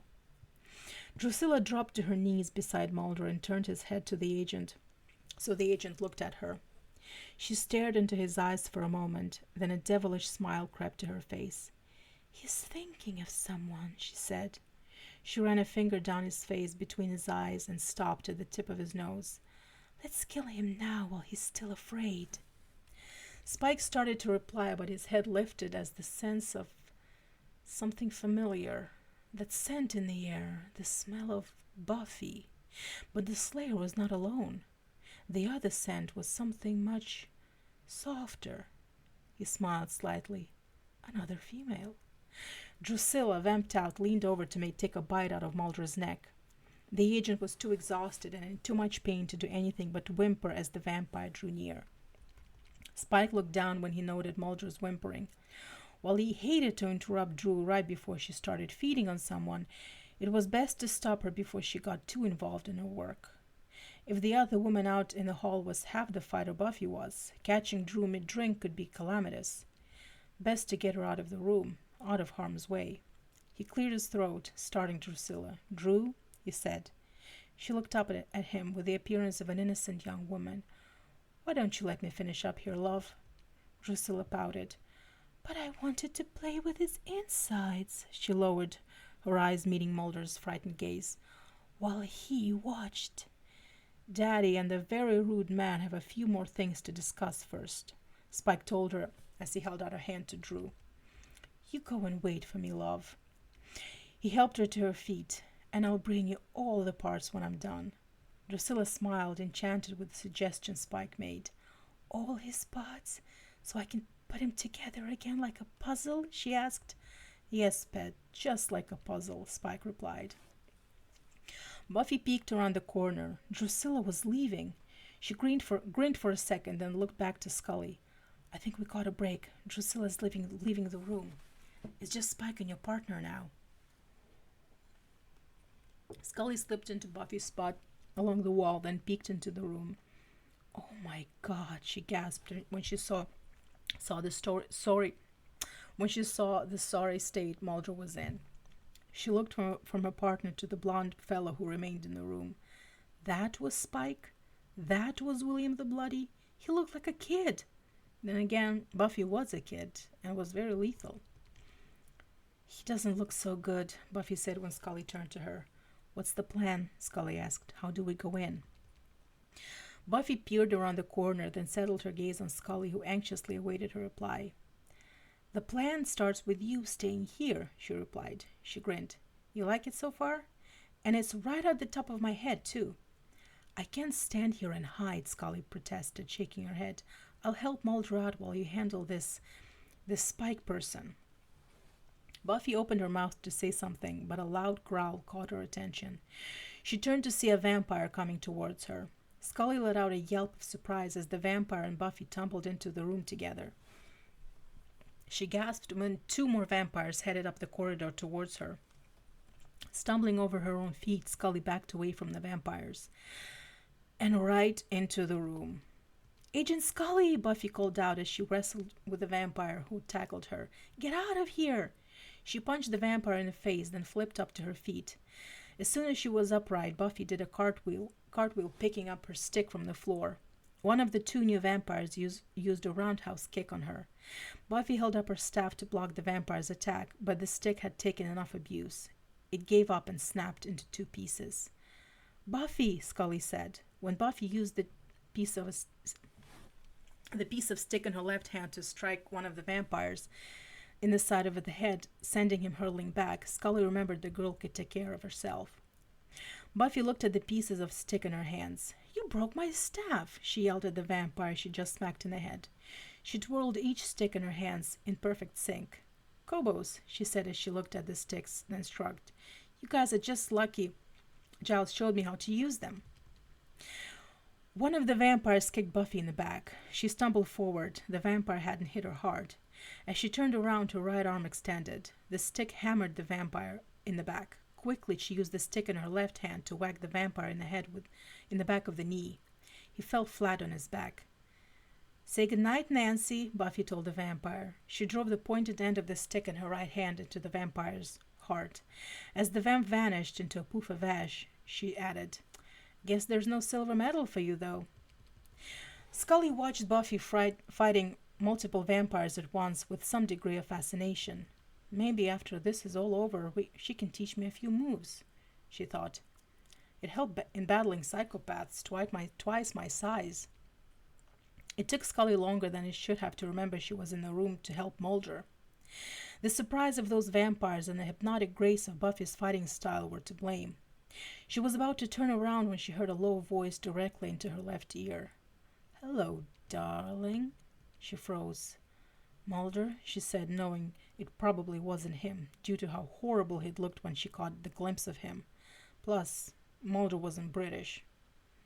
It was an idle hope at best. "Sorry, no," the voice replied. "Mulder's lying on the floor, a broken, bleeding man right now." Okay, that was a dumber thing to say than I thought, she decided. Still not able to muster up the energy to turn around, she looked ahead, hoping to catch Buffy's eye.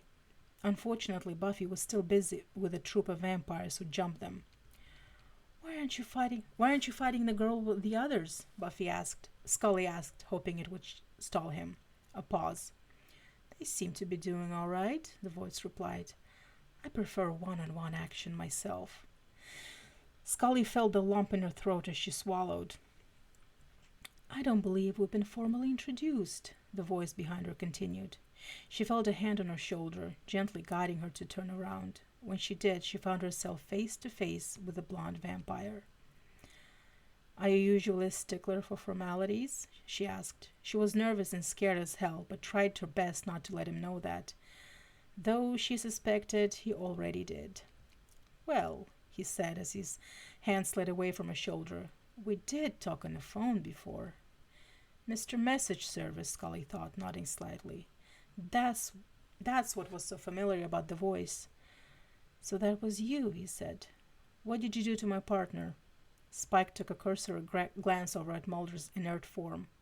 "Beat the crap out of him, essentially." Scully nodded. "Ah," she said, then paused before asking, "Any reason why, or just general principle?" She gave half a shrug as she reached up to scratch the back of her head. Her stomach did flip-flops, but her outward exterior was cool and composed now. "It's very complicated," Spike answered with a dismissive gesture. "Entirely unimportant now." The agent nodded once more. "And you sent the telegram," she continued as she lowered her hand from the back of her head. "You're William." To Scully's mild surprise, Spike smiled. "I like the way you say my name, Agent Scully." On the verge of responding with a "what?" Scully was stopped cold by Spike's next action. A very noticeable sniffing of the air. She watched him for a moment, then dared to ask, "What the hell are you doing?" "Smelling," he told her. He met Scully's curious gaze. "I've been told that most redheads smell like peanut butter." He sniffed the air once again. "You certainly don't. It's a different smell." Vampire or no vampire, if he says I smell like a summer breeze, fruit, or flowers, I'm going to vomit, Scully thought. Spike took a step towards her, a face moving closer to hers, then lightly sniffed at her hair. "It's a chemical smell." He raised his eyebrows as he looked down upon her. Do you dye your hair?" Enough was enough. The hair comment was the last straw. She pushed at his shoulder, sending him back at least a foot or two. "Give me a break," she snorted. Shocked, Spike looked down at the spot on his shoulder where it had been pushed. He actually felt a slight twinge where she had shoved him. She hadn't put that much effort into it, but she had caused a bit of discomfort. How fascinating. He was too wrapped up in amazement that she'd caused that reaction to advance on her again. If I piss him off now, I could probably take this joker, she thought. "If you want to kill me, just get it over with, she said, then rolled her eyes.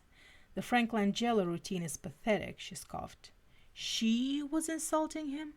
She'd caused him mild pain and now she was insulting him?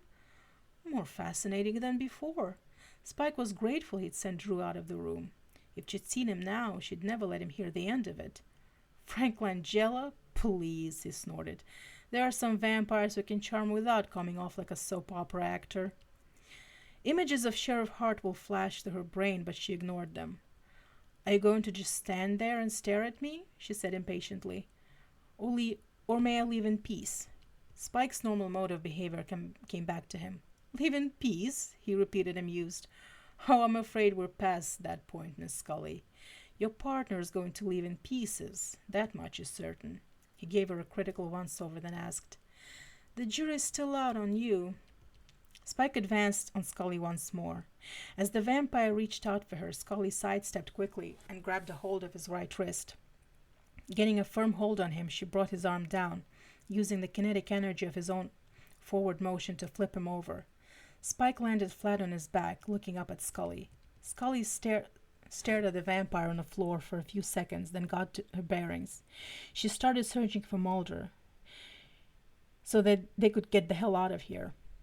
She spied Mulder over in a corner where he'd managed to drag himself to get out of the path of the fighting.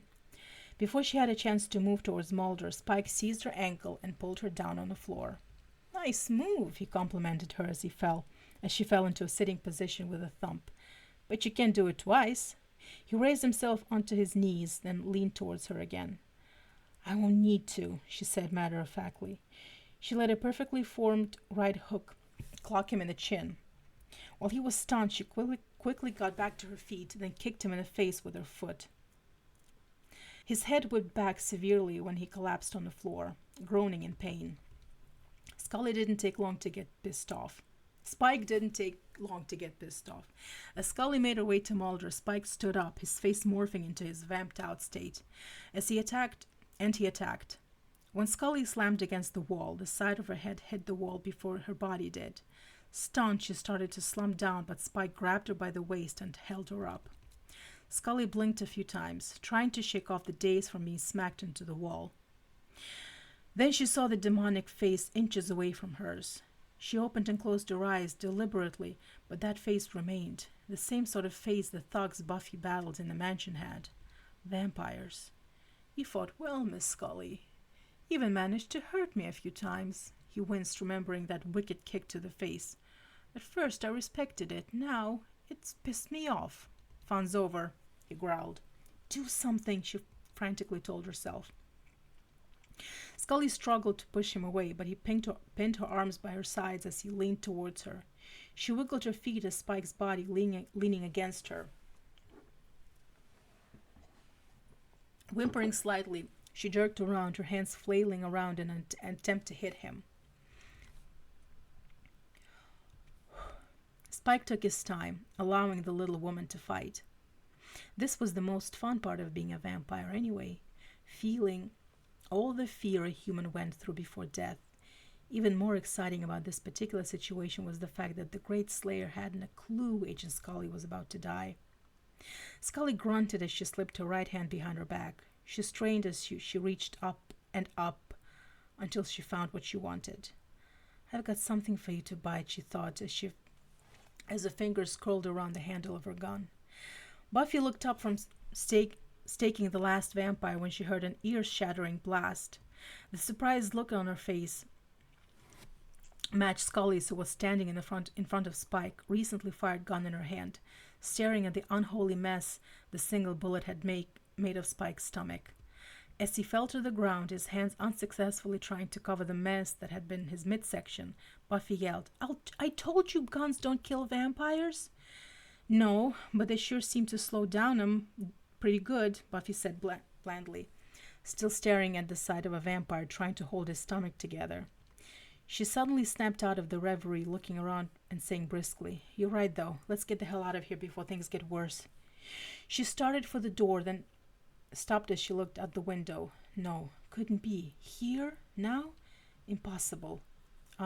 Agent Scully? Buffy called out. Yeah, she replied, looking at the window. Don't you want to get your partner? She jerked a thumb behind her. You know, Mulder?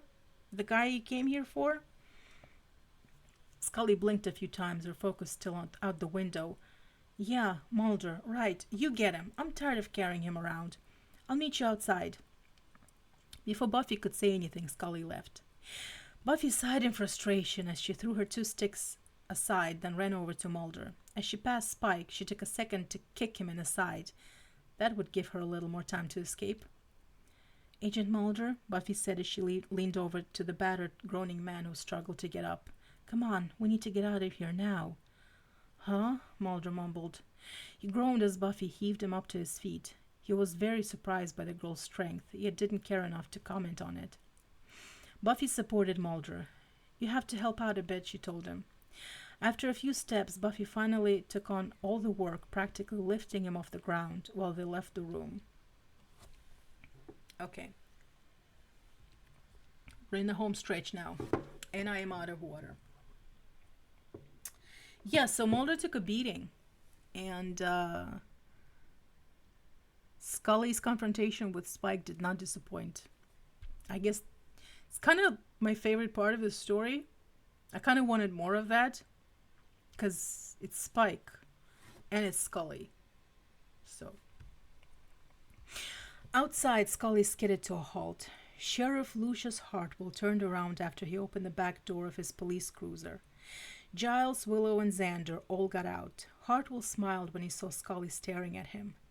"Agent Scully," he greeted pleasantly. Scully swallowed. Hartwell was just as, if not more, gorgeous than he was in Cheney. She sighed and under her breath uttered, "Oh boy." "You all right?" Hartwell asked as he came up to Scully. He looked her over. Physically, the woman appeared fine. Willow ran up to them, stopping just behind Hartwell. "Where are Buffy and Agent Mulder?" she asked of Scully. When Scully continued to stare at Hartwell, Willow glanced over her shoulder to Giles and Xander, then shrugged. Buffy, still lugging Mulder, hobbled out of the mansion. She let out a sigh of relief as she reached Scully. She let go of Mulder, and he dropped to his knees on the ground. "Buffy!" Willow exclaimed, relieved her friend was okay. "You all right?" Buffy dragged her left forearm over her forehead. "Barely," she said. She saw Giles and Xander by a patrol car. "What are you guys doing here?" A growl caught the attention of everyone. Spike, still clutching his gut with one hand, charged out of the mansion, headed straight for Scully. Buffy quickly went out on the defensive as she placed herself in front of Mulder. Hartwell pushed Scully behind him. As soon as Spike was close enough, Hartwell backhanded the young vampire.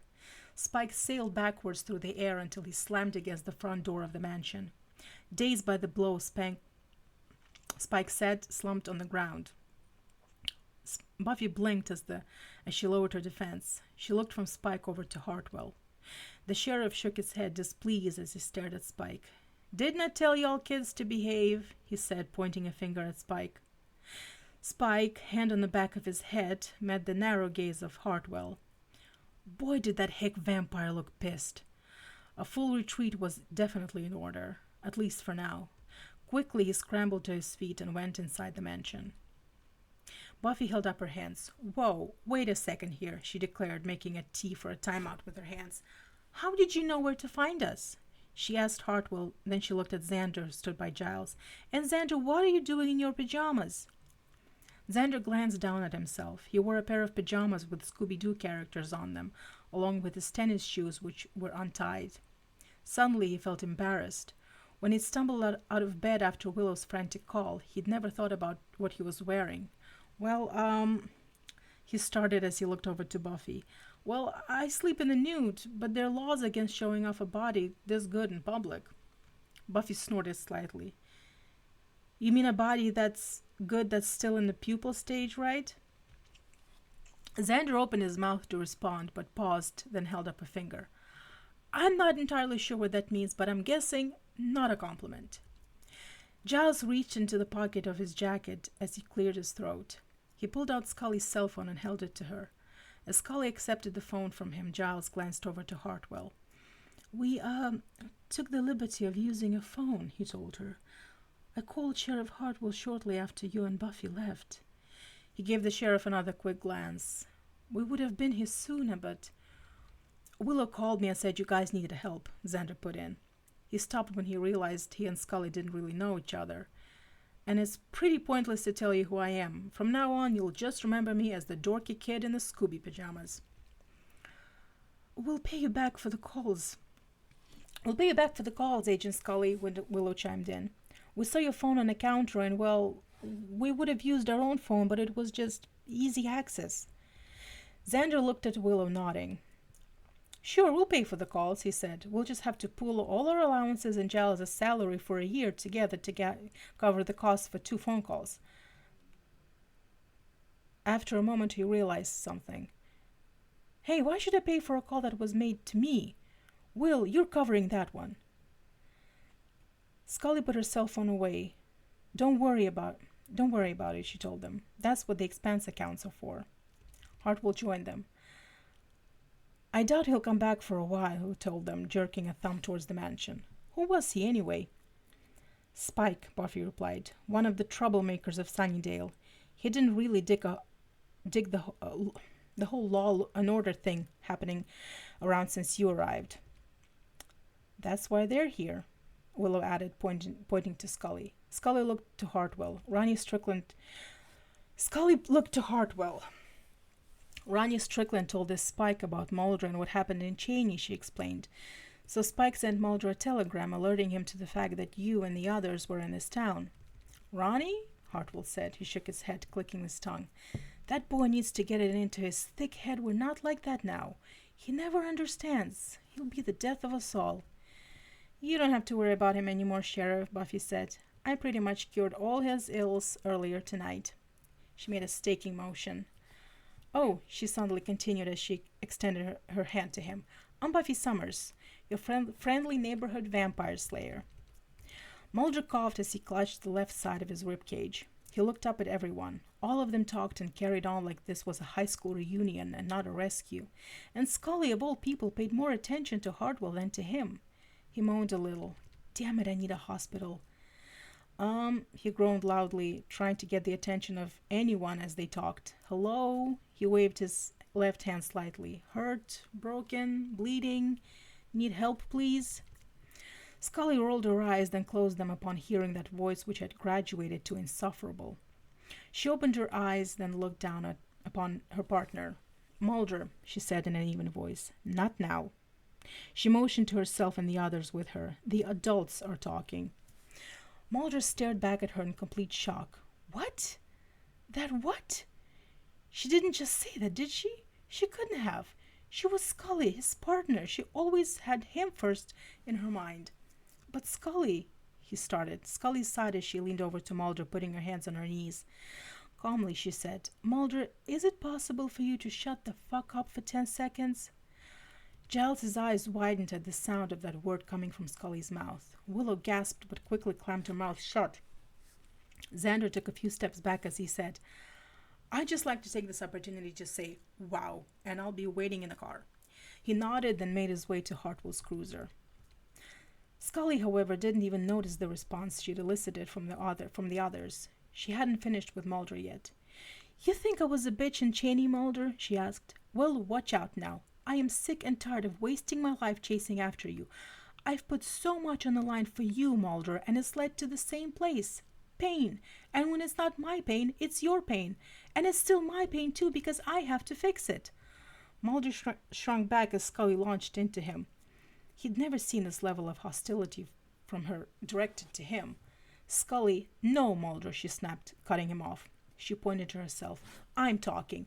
I was almost killed by a vampire tonight because of you. Yes, you heard me. Vampire. She stood straight. I admit it, Mulder. I do owe you something. You opened my eyes this time. Here I was, wishing we'd never come to Sunnydale, but I found out an interesting fact about myself here. I am sick of this job. She reached into her suit jacket, pulled out her badge and gun, and threw them on the ground in front of Mulder. Consider that my official letter of resignation. She walked away, calling out as she left. Find your own goddamn way to the hospital. After a few moments of an awkward silence, Giles cleared his throat and spoke up. Well, I believe that's just about everything, Sheriff. Sheriff Hartwell? Mulder stared at Scully's gun and badge lying on the ground before him.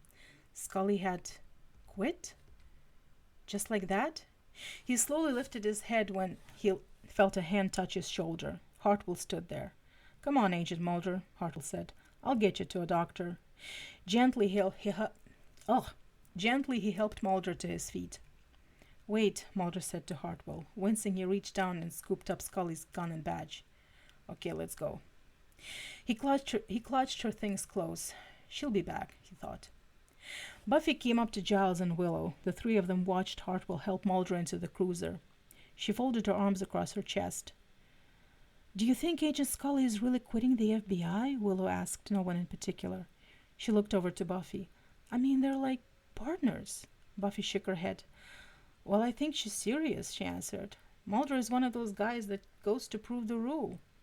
Giles, puzzled, looked over to Buffy. Rule? What rule is that?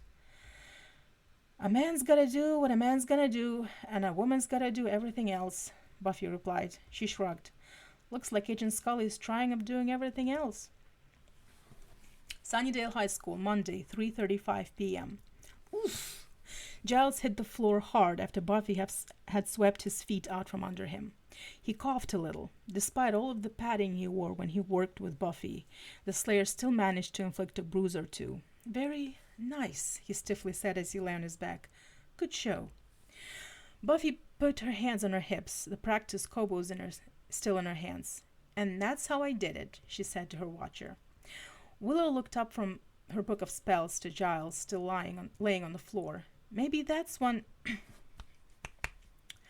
you should save for the bad things, Buffy, she suggested. Buffy took both of the sticks in one hand. I think I should, she agreed as she used her free hand to help Giles to his feet. The door to the library opened, causing everyone inside to tense up. Giles knew he'd put up the sign saying the library was closed for reshelving of materials. Scully, dressed casually in jeans and a long-sleeved light blue shirt, entered. She noticed Giles wearing all of the pads and Buffy holding 2 sticks in her right hand. She half smiled. Hi, she said as she took a few more steps into the library. I saw the sign, but I knew you were in here. Giles removed the padded helmet quickly. Agent Scully, he said as he placed the helmet on the counter. He glanced over to Buffy. We thought you'd left. Xander came out from behind the stacks, holding a book in one hand. He saw Scully in the library. He came down the steps to join everyone else. Scully glanced at Xander, over to Willow, then she clasped her hands together. It has been a few days, hasn't it? She said. We thought you just left town after that other night, Willow replied as she and Xander approached. Your partner came around here looking for you too. Mulder? Scully said. Did he leave? Buffy nodded. Yeah, he left yesterday afternoon. He dropped by here hoping we'd know you were where you were. He said you checked out of the local motel, Giles added. He finished removing all of the pads, then set them on the counter. I had to get out of there, Scully replied. She tucked her hair behind her left ear. I spent a lot of time thinking and on the phone this weekend. She cleared her throat a little. I talked to my immediate supervisor and told him I was leaving the bureau. He tried to talk me out of it, but no success. Buffy and Willow looked to Giles. They saw a glimmer of hope in the librarian's eyes. Both girls exchanged knowing smiles. You really did quit, huh? Xander said. I don't blame you at all. That Mulder, I don't think all his thrusters were firing. He twirled an index finger by the side of his head, then added, if you know what I mean. You're the one who should be talking, Xander. Scully chuckled shortly. So I'm pretty much out of a job, she went on.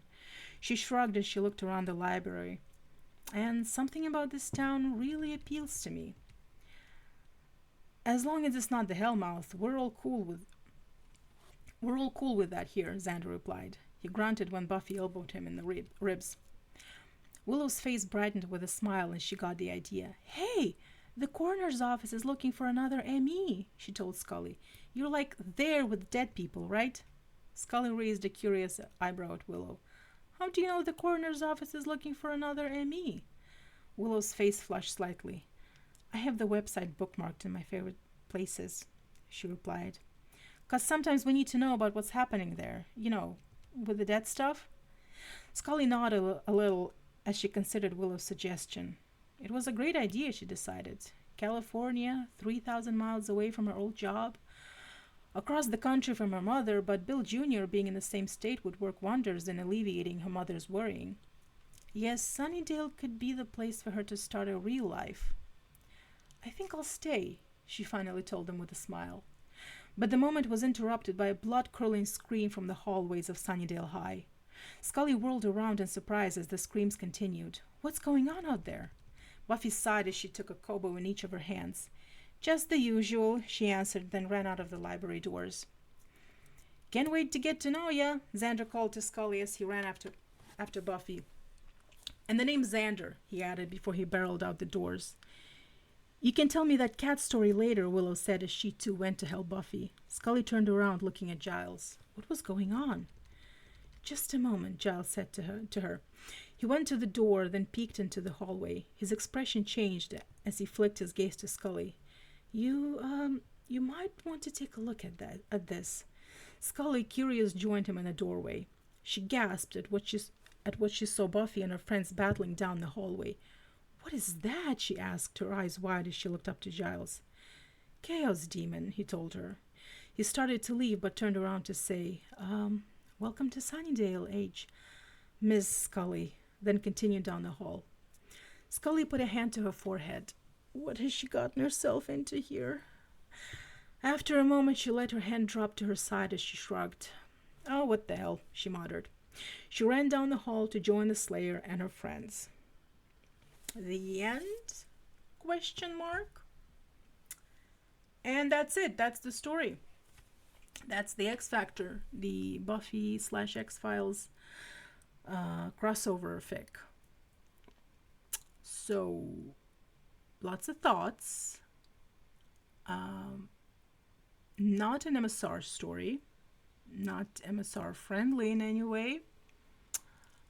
Certainly not outside the realm of extreme possibilities as far as Scully's attitude towards her work with Mulder is concerned. Certainly within reason for Scully to at least be somewhat frustrated with Mulder's behavior. Not sure I fully understand Scully wanting to move to Sunnydale, aside from the fact that Giles and Sheriff Hartwell live there. So, probably had more to do with that than her. Because, like, to start a real life, Sunnydale is not the place where you want to start a real life. Just people get away from Sunnydale to start a real life. But let me know in the comments if you're Team Hartwell or Team Giles, as far as Scully's new dating pool is concerned in this universe. Team Scartwell or Team Skiles? I'm wondering myself. Well, this has been fun. I really, really hope that the sound was working. And also I apologize for all the stuttering and slurring of the words. I ran out of water and also I got tired. But fun story. A couple of F-bombs. I only remembered one. I should have warned you that there was going to be more than one F-bomb. But otherwise, the characterization, like I said, Buffy characters captured perfectly. Xander's verbal diarrhea, Drew's ethereal, her whole shtick. Definitely an angrier Spike. I mean, we after season 4, we're used to Spike being more domesticated, but season 2 Spike was very aggressive indeed, and this is the Spike that we got here. Like I said before in a previous stream, Mulder and Scully's characterizations they're more bad blood, exaggerated versions of themselves. Yes, it's a better Scully story. It's a better Buffy story than an X-Files story. And I would love to find another crossover that does things a little bit differently. that maybe has Mulder take a more active part in the slaying and in the Hellmouth exploring, since he is the expert on the paranormal, and maybe Scully doing a demon autopsy. Scully in, like, first of all, okay, this was probably written before season 4, but the initiative, like the government in Sunnydale, the initiative, the X-Files, the possibilities of crossover stories are endless, even though the initiative is a very, very, I mean, the idea of the initiative is very interesting, but I think most of us can agree that the execution was very goofy. Nonetheless, having Mulder and Scully discover the initiative and go up against Maggie Walsh, I mean, that would have been something. Thank you for this, for joining me on this stream. I'm gonna try and make this a more regular thing. Maybe not every week, but to do like a live fan fiction reading. And next time I'm going to find something shorter so that we can be done and done with this thing with one story in one sitting. But yeah, check out the YouTube channel. I'm gonna put this on YouTube when this is over, and check out the podcast and my Instagram and my Substack, and join our Discord. Join our we're not a cult, we just like the X-Files. So thank you so much, and have a good rest of your weekend. Okay, bye bye.